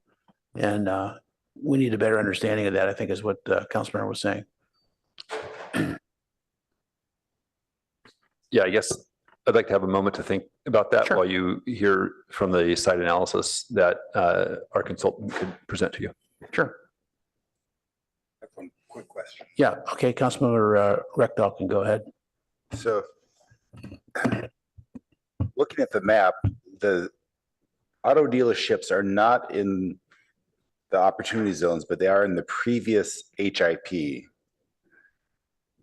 Are we under any obligation to include them in the next version of the next generation of the HIP? So that's one of the things I wanted to think about was if this is a particular node that comes to light based on our interest to have strengthen our existing retail environment by focusing retail on these commercial nodes. If this is an area where the council would like further study, I'll look to the attorneys to validate this, but you could suspend for a moment the HIP at this Charleston, El Camino auto dealership overlay for a period of time while we maybe have a conversation with the Planning and Transportation Commission while everything else stays in flight for what's proposed for you. That's just one of the things I wanted to think about while you were listening to this next part of the presentation. Okay, thank you.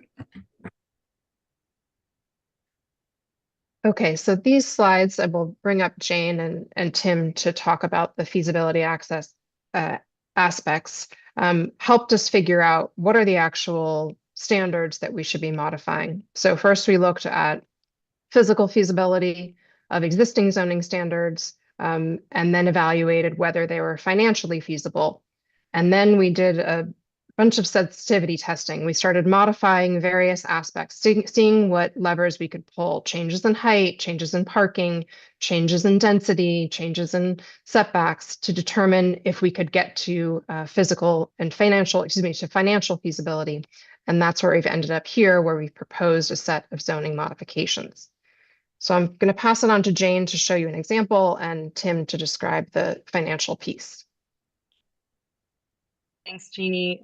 Just to go over some of our studies, we assessed the physical feasibility of a couple of these sites that were selected primarily from the housing element sites inventory. They express a number of different zoning types, and also we are applied to a bunch of different ranges for lot sizes and shapes.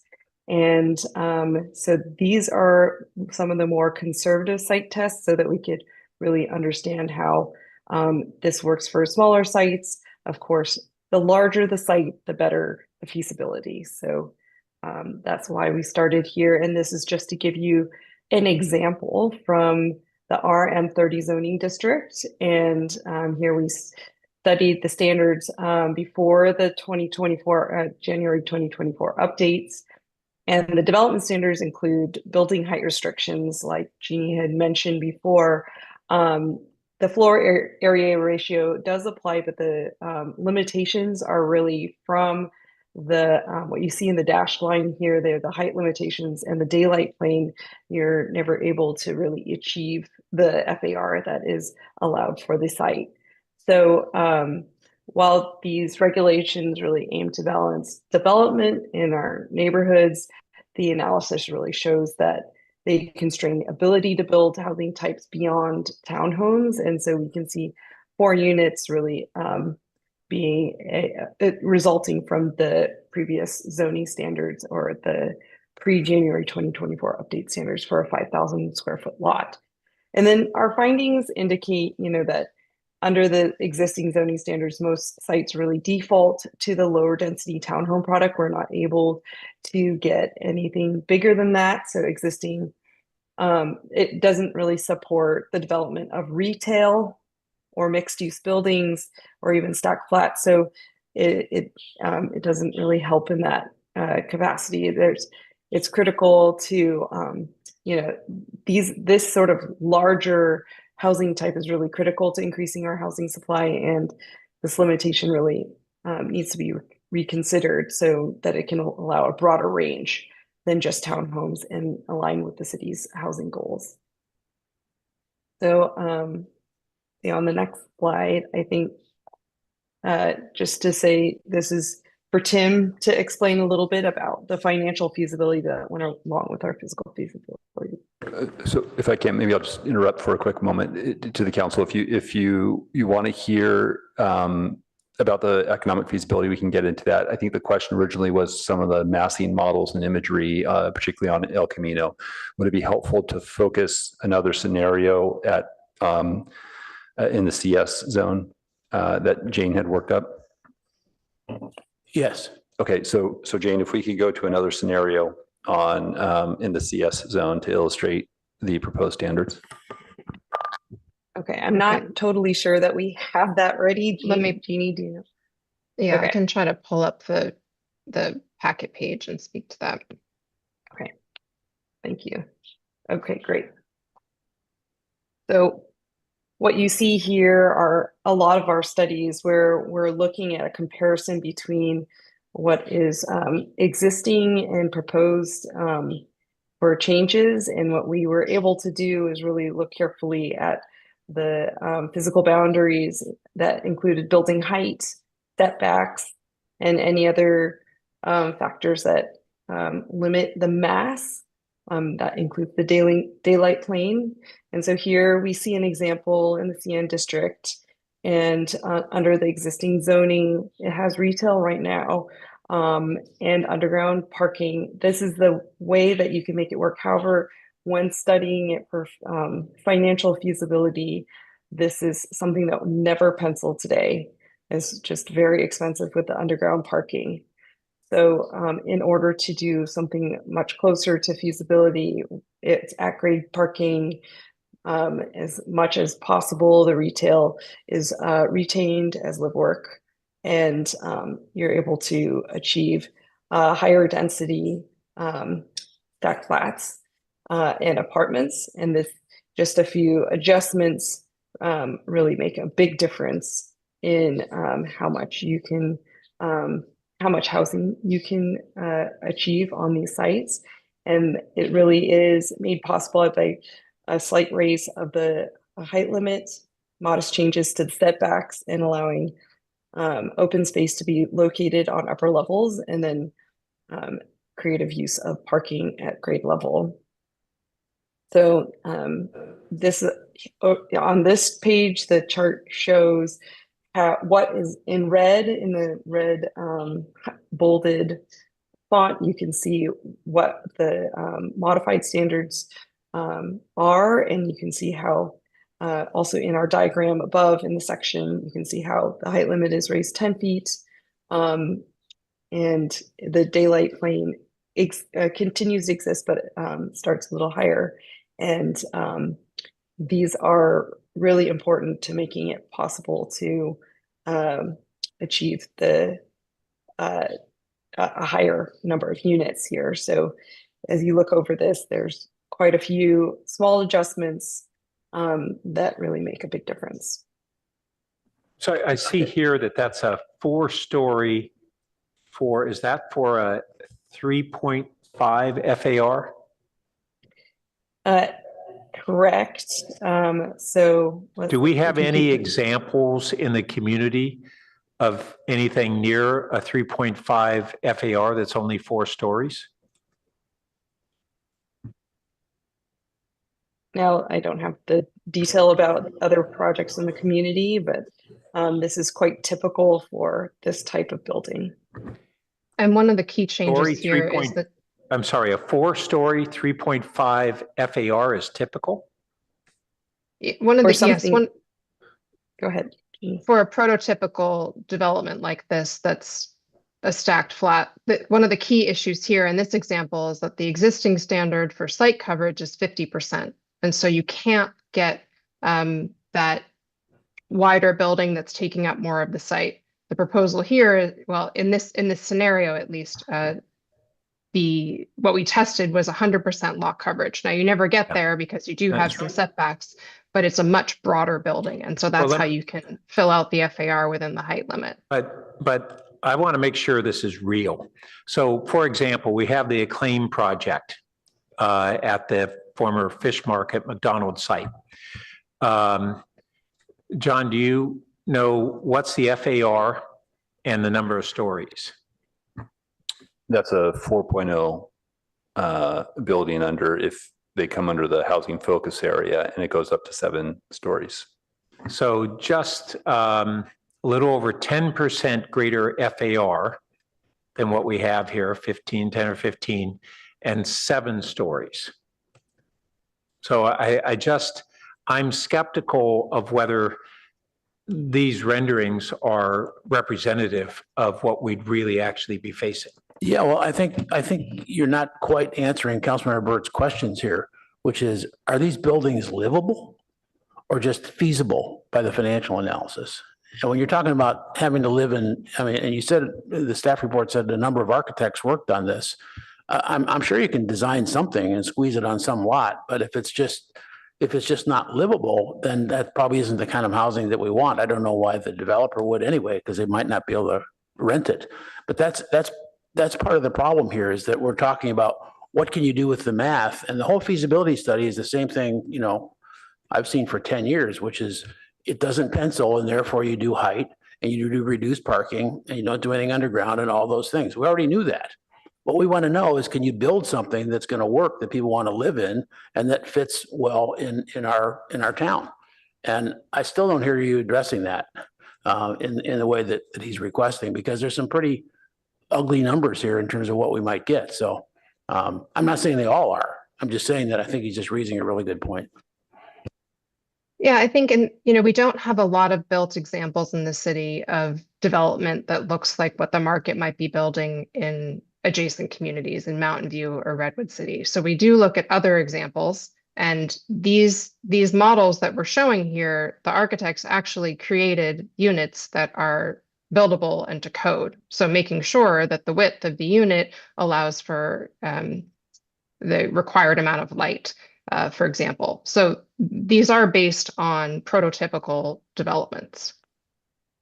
Yes, and if I could add, we do use examples of product or projects in the region. And so a lot of these are really trying to match the kind of configurations that we typically see. So they are not just made up, they are absolutely based on examples that we know of that are typical for the unit size and also the configuration and layout. So it's not just designed out of nothing. It's really based on market research of other unit layouts that are typical in the area.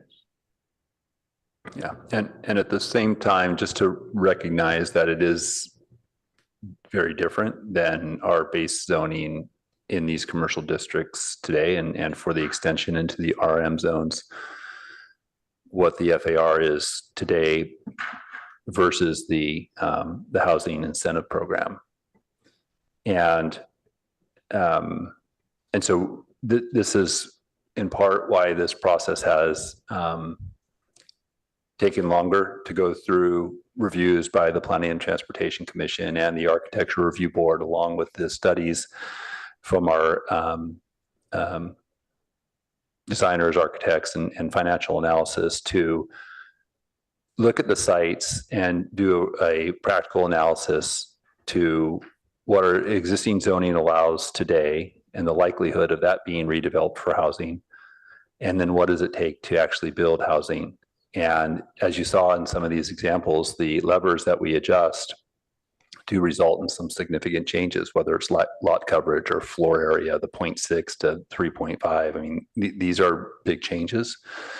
Height and the intent is to shape a building form that that works, is economically viable and somewhat predictable versus a process that would be less predictable using state density bonus law with unlimited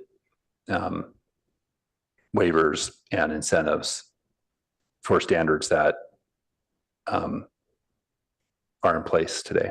So just again, recognizing the sort of the challenge working through this, and also that this is the first time that the council at large is considering this. And so I'll just note we are behind on the housing element implementation timeframe, but just also want to note that these are important policy issues, and if we need to spend a little bit more time to get it, right, then that's direction that the council could provide us.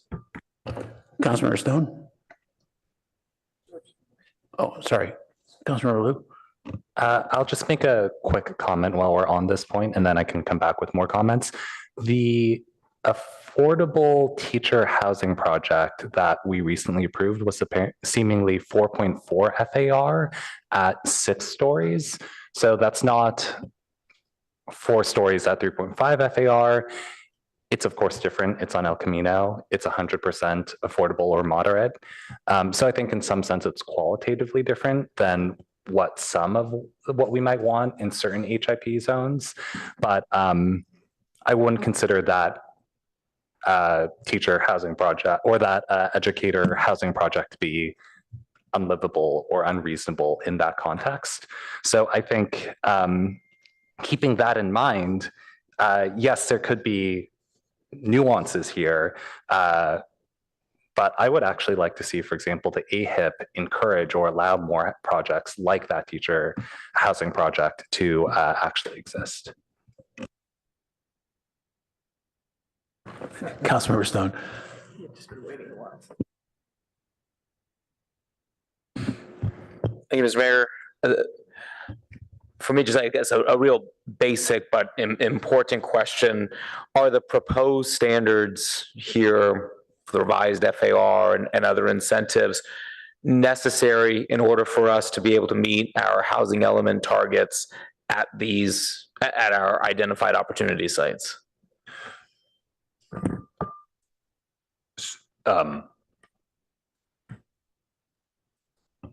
No. Yeah, I was going to say it's not for the target projections, but they are some set of regulations are necessary as a program in our housing element to advance. But we will achieve our site projections in the housing inventory sites, I believe, without these incentives. That these incentives are not necessarily required to achieve those targeted projections for each individual housing opportunity site. They are needed as a program to encourage greater housing production. And I'm trying to remember if there's a connection between this, I think there is, and what HCD saw was a need for affirmatively furthering fair housing as well. Okay, that's helpful. I mean, there are definitely things here that I like. I like the expanding of AHIP, allowing AHIP anywhere where HIP is allowed. I think some the FAR bonus for larger bedrooms to encourage more family units is great. I mean, there's a lot of good here. There's a lot of issues here. I mean, I was kind of during this discussion a bit under the assumption that this was essentially necessary to be able to achieve those the number of units that we were seeing at those housing opportunity sites. I think for me, it'd be really helpful to kind of understand if we were to do this, then what does that mean for our potential of housing production on those housing element sites when we get maybe more into kind of like the details and the nuance about some of the more problematic areas here. I mean, ultimately, for sure, I think our HIP and our AHIP is superior to state density bonus. And so we do need to find how are we creating an incentive for developers to play by our rules and not by the states. But ultimately, right, our ultimate goal here is to avoid, when we get to that mid-year check-in, having Builder's Remedy reapply to Palo Alto, and this is all going to continue to be more and more of a challenge if we continue to kick the can down the road. I mean, we're already behind on this. I don't want to see us be delayed all that much more. So this is going to be a really challenging balance for us. So I'm fine if we need to continue this discussion to kind of work out some of these areas that we're struggling with a little bit more. I will say, certainly we need to fix the retail nodes along El Camino. I think Commissioner Rectal pointed out really well, that is our best performing area in Palo Alto, has the least amount of retail vacancy. We're going to create a retail desert in South Palo Alto if we are not expanding that, and for an area that is going to see such a significant growth in housing production. If we remove those retail protections, I'm really concerned about kind of what we're creating in South Palo Alto. And South Palo Altans often feel like they are the forgotten part of this community, and there was a lot of frustration around the projected housing growth in South Palo Alto. And so if we are going to commit to that housing growth but remove the retail protection, and what has really made kind of, I think for many along the neighborhoods along El Camino and South Palo Alto, such a livable, walkable area, I'm really concerned about that. So glad to hear it seems like we are in agreement on those issues. I think whatever we do tonight, I think we need to make sure that we send that back to staff or the PTC to identify additional retail nodes there. And I'm about out of time, so I'll stop there and continue on later.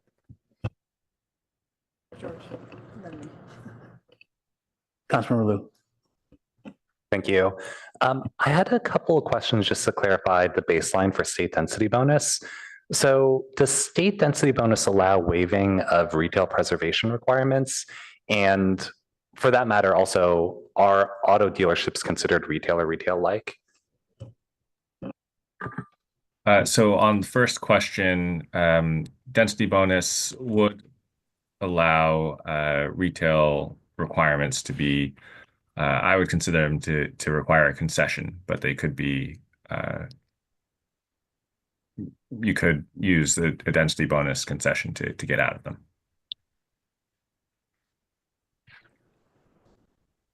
And also, do we know, I know auto showrooms are now considered retail or retail-like, but are auto dealerships actually a use that we have any kind of preservation for? So I believe and I just need to double check the zoning code. I believe our definition of retail-like does include auto dealerships. Okay. I believe we just, with the interim ordinance, we did distinguish between the auto showrooms, which are included in the retail-like category, from auto dealerships that do have their own definition now. Okay, thank you. That's just for background and context as I think more about this. There were also some public comments about exempting parking from FAR. So my understanding is that parking, when it's at grade or below grade, does not count in FAR, but seemingly, I guess when it's above grade, it does get counted in FAR for our purposes. At least that's what a couple of public commenters seem to say. And we did, we took a look at that and we did clarify that parking, even when it's above grade, if it's the required parking, that it does not in our multifamily and commercial zones, does not count as FAR. I don't know if Jeannie had anything further to add on that one, but the basic answer is no, it's not going to count as floor area. Yeah. Thank you for that clarification. That's just useful for me to think about, like, whether that's something we need to offer flexibility on to compete with state density bonus, but it's not, because it's not a problem. Coming back, just kind of on more general comments, I think coming back on retail nodes makes a lot of sense and would be happy to do that. I like the FAR incentive for 3-bedroom units at 10%. And I know at the PTC, there was some discussion about how the FAR number and the 10% threshold was determined through just study of projects and conversations with developers. I'm curious, was there actually any conversation, and this is from Ms. Eisberg, about whether that could potentially stack? So if you allowed 50% 3 bedrooms in a stacked unit configuration, could we give more than would there be any appetite or utility to giving more FAR in a case like that? So we hadn't contemplated that. I do see projects that are more student housing focused that tend to have 3, 4, or 5-bedroom suites. Like around UC Berkeley, you see housing projects like that. But in general, we don't see a lot of projects that are weighted more so heavily towards those higher bedroom counts. The studios tend to be more profitable on a per door basis. So you see more of the studios 1s and 2s, maybe a handful of 3s. And that's what we found when we evaluated some of the recent projects that have been proposed in the city. Okay. Yeah, okay. I think it's too much of a rabbit hole, but that's something I would be potentially interested in. If in the future there's actually developer interest here, I would like us to potentially come back to see if we can make the HIP even more friendly for family size units. A couple of other points as well. I think also for context, the recommendation for an incremental 5 feet for the HIP and AHIP standards came from the ARB with the logic that we're in general considering 5- and 6-story buildings in a lot of cases. And for some levels, whether it's like parking at grade or just a higher lobby, you might want to give a few more feet. So that ARB recommendation was to add 5 feet on the existing standards. I believe so. And that's something that I would personally support and would like to kind of flag that rationale to council. And yeah, those are my comments. In general, I really appreciate the improvements to AHIP. Personally, I think AHIP could actually go further in some cases, in some contexts. I still think about that teacher or teacher preferred housing project we saw very recently, and how projects like that are generally acceptable in that context.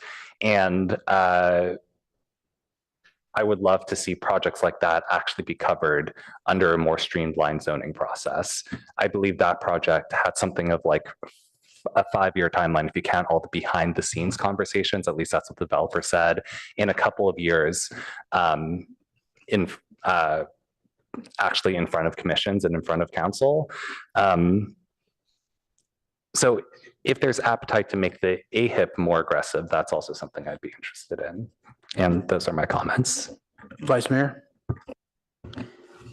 Thank you. I think this proposal is definitely in the right direction. I hope we can make some kind of progress on it tonight. As has been said by several others, I really appreciate the incentives on the larger units with 3 or more bedrooms.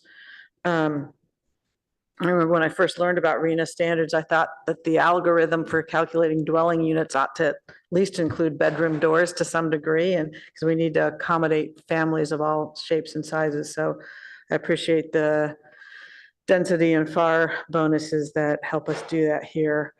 As was said by several of my colleagues, I think it is important that we get going on this to help developers opt out of the state density bonus and into our HIP and AHIP programs to get some progress going faster.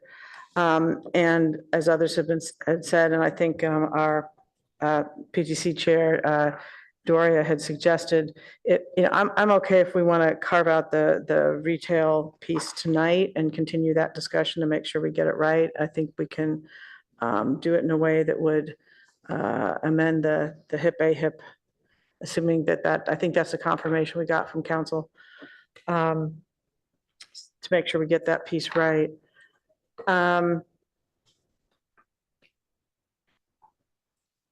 One question for staff. Could you tell us a little bit about how we will, if we are to adopt something like this and start stepping through it, well, this and other programs, how will we be gathering and sharing data about our progress through this? I know that was part of the housing element, to gather and share data regularly so that as we progress, programs can be data driven.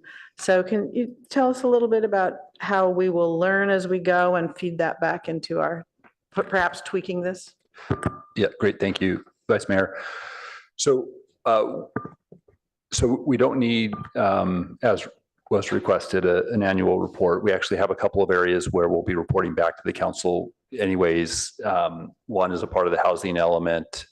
We have an obligation now to, as our planners are engaging with developers, to understand where constraints and or perceived constraints of our standards may interfere, and look at that and identify as to whether or not these are things that we need to spend more time looking at those issues. And so we would present that to the council during your priorities and objective standards. But more to your point, I think the mayor recently has noted an interest in a housing dashboard and some other information. I know some of you have expressed interest in this as well. And so our staff is, we're in the thinking stages of how we're going to pull something like this together. And the goal is to either have something online that is updated regularly, that shows not only progress in meeting our RENA numbers, but how we're doing with our ADU production. We would also want to track projects that come in through HIP and how many units are being proposed under that program. There's just a housing focus area would be another area that we'd want to track. And so we're trying to think about how best to present this information. But that would be something that would be available, hopefully in relatively short order, that we can publish online. I wouldn't expect to see anything related to HIP because, as was noted earlier, it takes some time to go from ordinance implementation to actually development. But yeah, so I think we're going to be able to achieve that interest just through the ordinary course of work that we're going to be doing. Well, that's exciting and terrific. I think it'll be really helpful to see that, both to celebrate the successes and to figure out what to do about the laggards. Right. And just to clarify, when you say we wouldn't see anything in HIP, you mean right away, because of course we're just dealing with it. But correct. Yeah, that would be part of the proposed disclosure, data collection and sharing. Yeah. Okay, I think that would be great.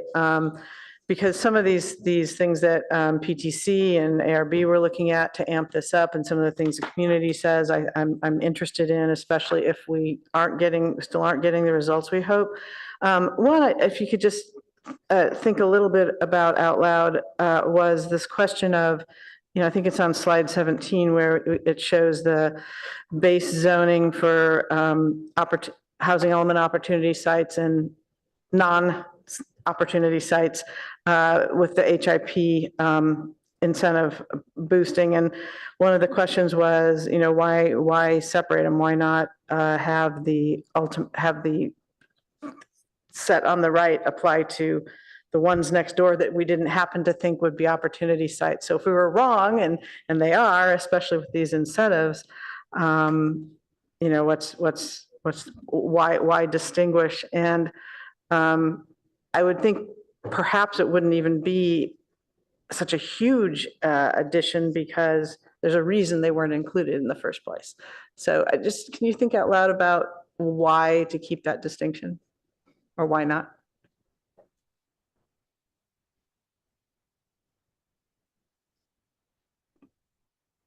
So let me invite Ms. Eisberg to explain again the tiers and how we ended up with the 2 tiers program on this slide 17.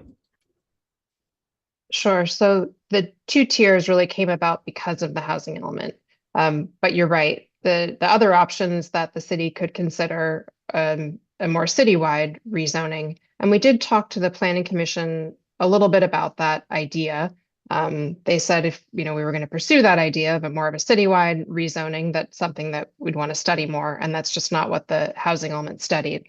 But I think it's you could think about this as a current solution to implement the housing element, but in the longer term, having more consistency across the city, equity between sites that are zoned the same zoning district. I mean, it does create a layer of confusion to have this 2-tiered system. I think it's something in the longer term that the city could consider more of a citywide rezoning. And I'll just, I'm sorry. I was just going to add,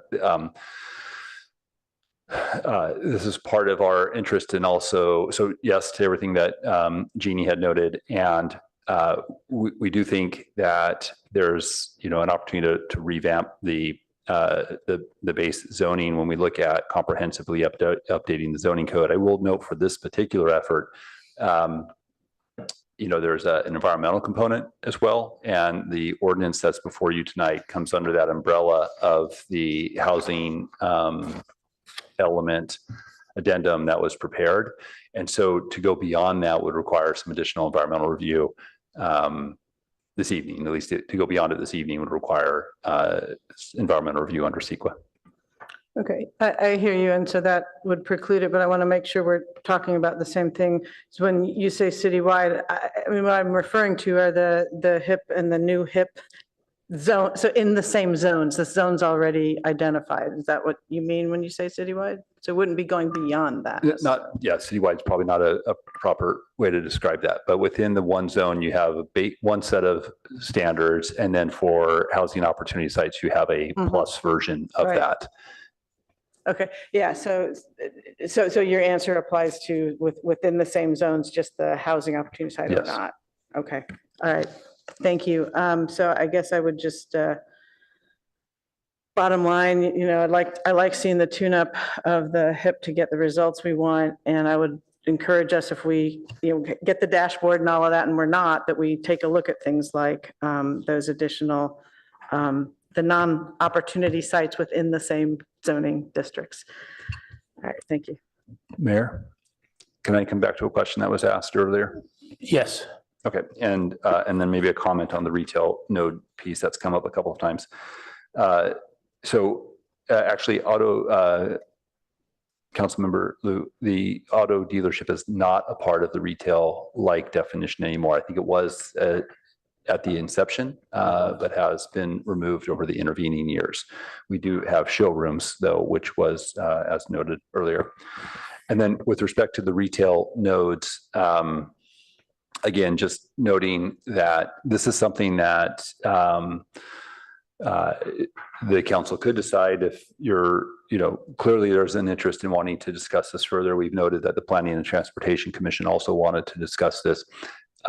Because it's set up to be adopted as a resolution, we are much more nimble and can be quick in returning to the city council with an update. So in a hypothetical situation where if there was support to move this forward, council could give us direction tonight to go work with the Planning and Transportation Commission and return with a updated retail node boundary.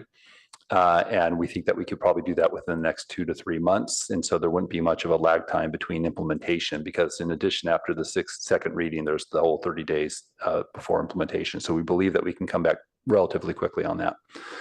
And then with respect to the AD overlays, we believe that we have some language that if you wanted us to also study that component, we can just exclude properties that are in the AD overlay from this iteration of the ordinance, which will give us time to think about sort of the implications of having the auto dealerships be a part of this HIP program at this moment. And that might give us some pause to think through those issues a little bit more. So thank you. I'm happy to expand on any of that if you'd like me to discuss. Great, very good, good research. I just want to make a couple comments before you go to the next round. I've been a big fan of HIP since Director Late first told me about that about 8 years ago. And it was your idea to begin with. And I said, no, that sounds pretty promising, because we need to do something better than what they can get from the state. It's fundamental. And we tried it and it barely worked. So he came back to us and said, we're going to do a HIP 2.0 and maybe a 3.0. And we're doing that. So I'm a total fan of needing to do this. Some of those state laws just bluntly are competition. So that's what we have to do. On top of which, with either those laws or our own laws, we want to do housing production. We're committed to that as a city because we need it, not because the state is telling us to do it. I'm not talking about the number, I'm saying that we need it. So I'm a big fan of that. I'm a little concerned that the methodology, particularly with this feasibility analysis, which is required by HCD, so I get why you're doing it, has kind of forced us potentially into a couple of models that really don't work, which is why we're seeing we just talked about that Councilmember Burt raised. I also am a believer that the RPO needs looks every 2 or 3 years because things change in the city like they're changing right now. The retail protection ordinance has gone through changes before, and it should again. It will again when we start building down in San Antonio, because they're going to need some retail as opposed to none. So I think we're going to want to require some retail down there. Other places that are now covered, maybe they've changed and we don't need it. So I'm all in with changing that ordinance over time as needed for the right reasons. So I'm not opposed to that. So within that, I just think we want to kind of get it right and make sure that there aren't any forced errors there. So that's where I come back, and I'll try to keep this brief, where I come back to the feasibility analysis, the financial one. I think on packet page 69 and 71. The former is base zoning properties, prototypes, and the latter is proposed zoning prototypes. And staff or consultants can tell me if I'm wrong. But you go through a pro forma there and sort of nothing works. And then you go through mathematical changes and everything works. So a couple questions in that regard. When we're talking about public permits and fees, did we calculate that we've just removed impact fees on affordable housing units under 85%, and at 100%, they're reduced by 50%. So is that calculated in here, or are these the old fees? So I'll invite Tim to come in, but I would say these studies and fees do not reflect recent changes, but I'm actually trying to remember what recent change you're referring to. The impact fees it was about 4 weeks ago, where we allowed pure affordable housing units to not be subject to the fees within a project. So if it's 20% affordable, the impact fees wouldn't be charged on that 20%? So we received direction to study that from the city council, but that has not been implemented yet In an ordinance? in any form. And I will share with you as part of the housing focus area discussion that we expect to see before the council soon, that we want to focus on,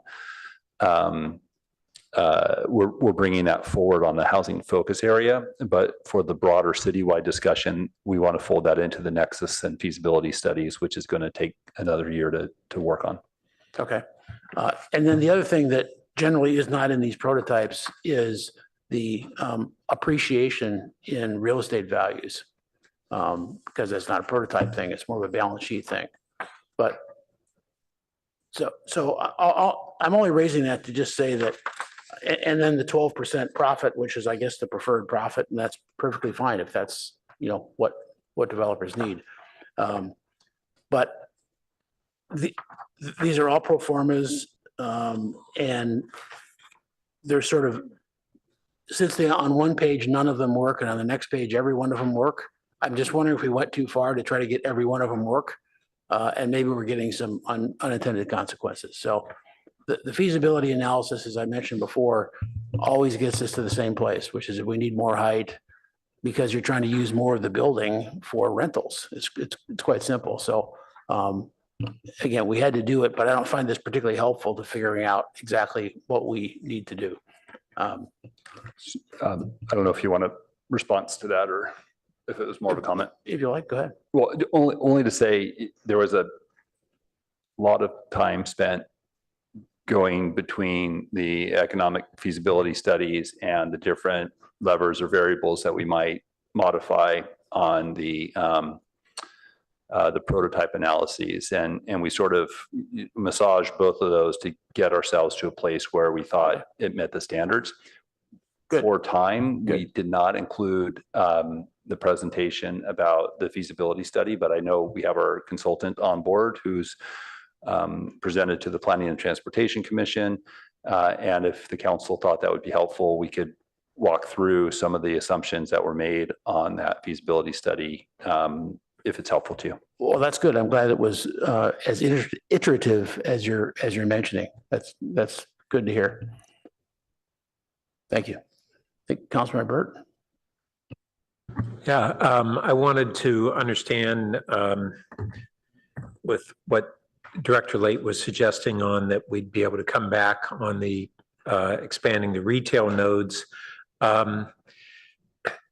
If we approve these changes tonight with that understanding and direction that we'd come back, is there any risk that we would have applicants come forward and have some form of entitlement that they could lock in a project that would be in that future retail node in the next few months and have that entitlement, or is that not really feasible based upon the approvals they would need to actually be entitled to the project? I want to make sure we have that understanding.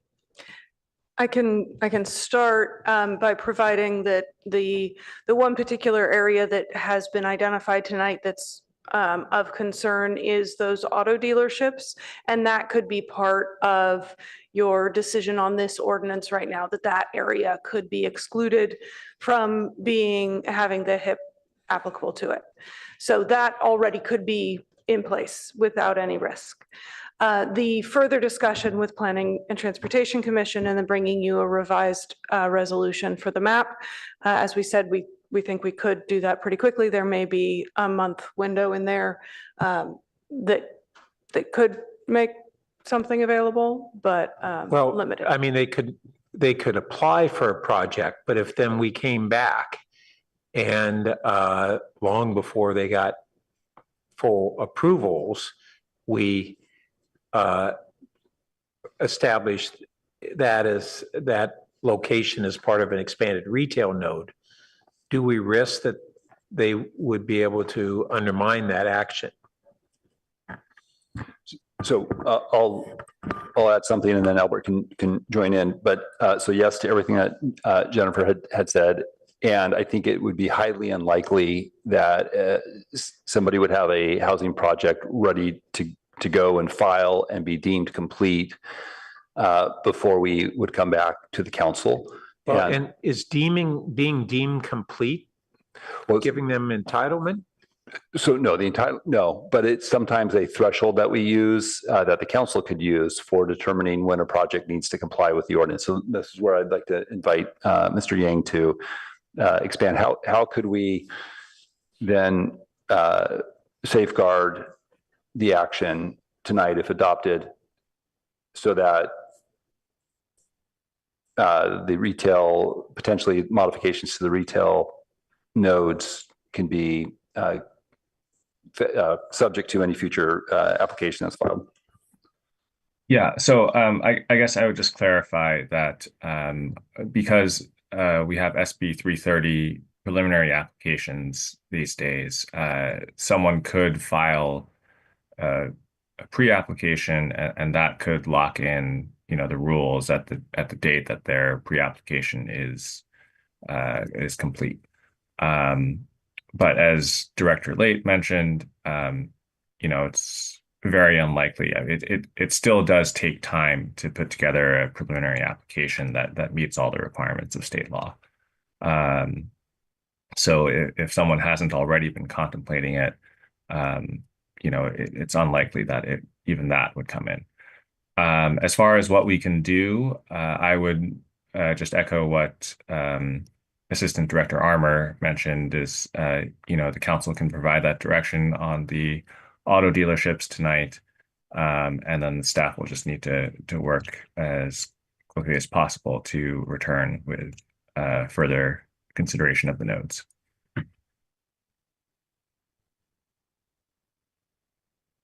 I suppose an alternative would be that we would not include the some areas that are prospectively to go into the future retail nodes in our action tonight and include all the other areas that aren't under that consideration, right? Yeah, if the council had some ideas of specific retail nodes or areas that you want the Planning and Transportation Commission to look at, you could carve those out tonight. Presumably, we'd need it to carve out broader boundaries than they might in the future limited to, just so that they have some discretion. It wouldn't limit their discretion, but to address the concern that you flagged about somebody filing an application. Got it.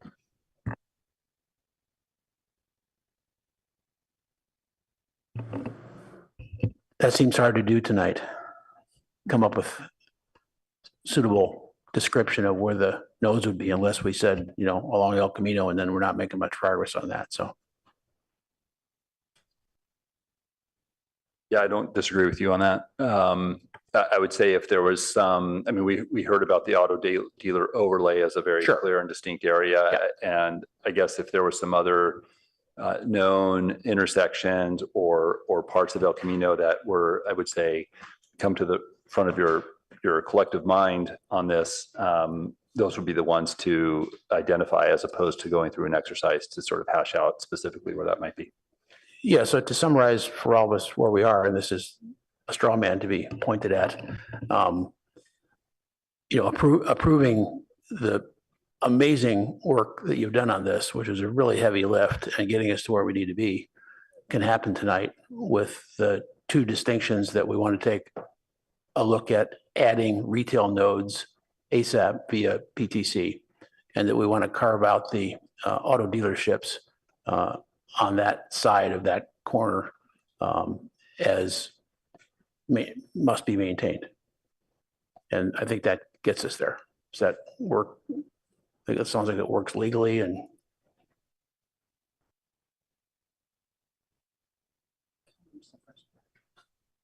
so, well, I'll just put it into a motion that we move the staff report with respect to this HIP program. Plus, we ask them to take the issue of additional retail nodes back to PTC ASAP and come back with a resolution for us to add on that. And then, sorry, I should have said this first. The third point, which would really be the second, is that we want to carve out the retail auto dealerships at the end of El Camino and I guess that's Charleston there, as retail that needs to be retained. We would carve it out from the HIP program. Yes. Yep.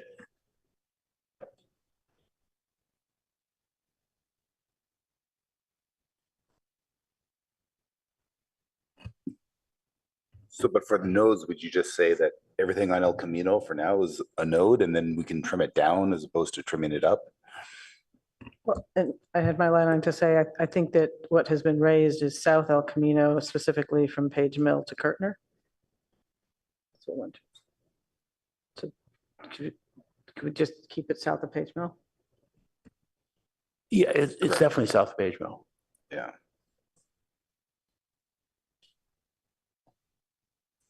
No, my initial thought was to go with what's in the staff report, but then say we need to add to that.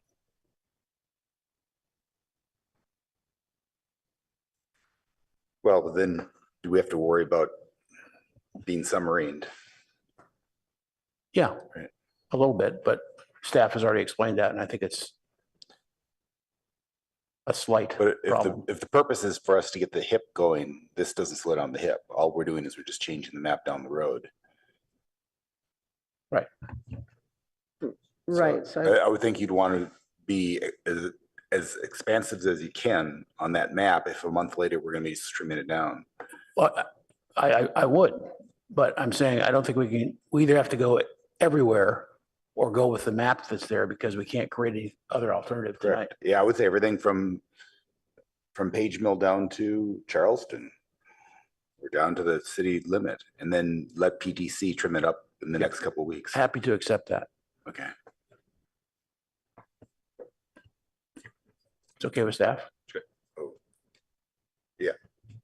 Oh. We're asking our city clerk to amend before she's got it written, so. Okay. I'll second your motion. Okay, other comments on this? All right, let's see what's up. Go ahead. Sorry, I was gonna say Just George, I won't say that. Councilman Lee. saying something aloud as I read the room and facial expressions, is there any appetite for enabling HIP and HIP projects at that incremental 5 feet for lobbies or for parking at grade or above grade in height? So that you could actually have more true kind of 5 or 6 story projects. It feels late to start discussing that, is my initial reaction as the maker, so. I don't think it's refer. I think it's extend the retail nodes. Yeah, I mean, it is fair. It is very late. It felt like a marginal change the ARB is behind, but I'm sensing not much enthusiasm to actually get that into the motion. So I'll not try to make any amendment or propose anything. Is the motion, yeah. I want Director Lates to sign off that this makes sense. Director Late is working to help modify the motion to align with what we've heard from you so far.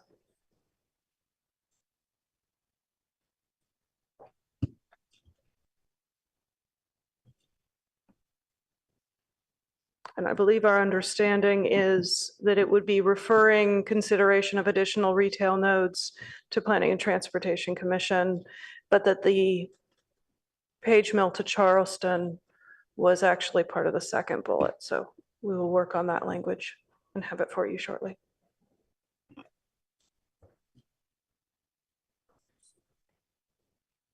Page Mill to the border, just to be safe. Give PTC full. Because there's some retail down there between Charleston and the border.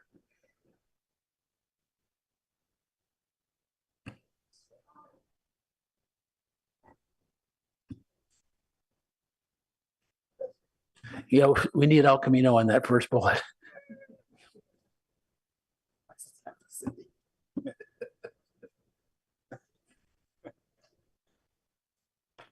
I know, I'm just trying to see if we got the right motion up, that's all.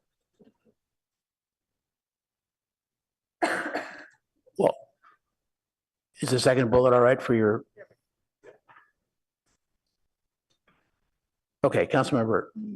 Yeah, on the first bullet, it doesn't give any time frame for this to return to council. And even though I know staff understands that it would be on a fairly expedited basis, I think it would be good to establish that required time frame, because it is really important that we don't have too big of a window here. So one, I'll note you're giving yourself the protection with the broader node coverage from Page Mill to the end of the boundary of the city. So that may take a little bit of heat or concern off of that issue. We can certainly add, within the next couple of months. There's some of this that's beyond our control when it comes to the PTC discussion, and getting items scheduled for the city council can also be a challenge. So maybe I was misunderstanding this. Is the motion saying for the time being, the retail node would be all those areas? Yes. Okay, sorry, I misunderstood that. Thank you.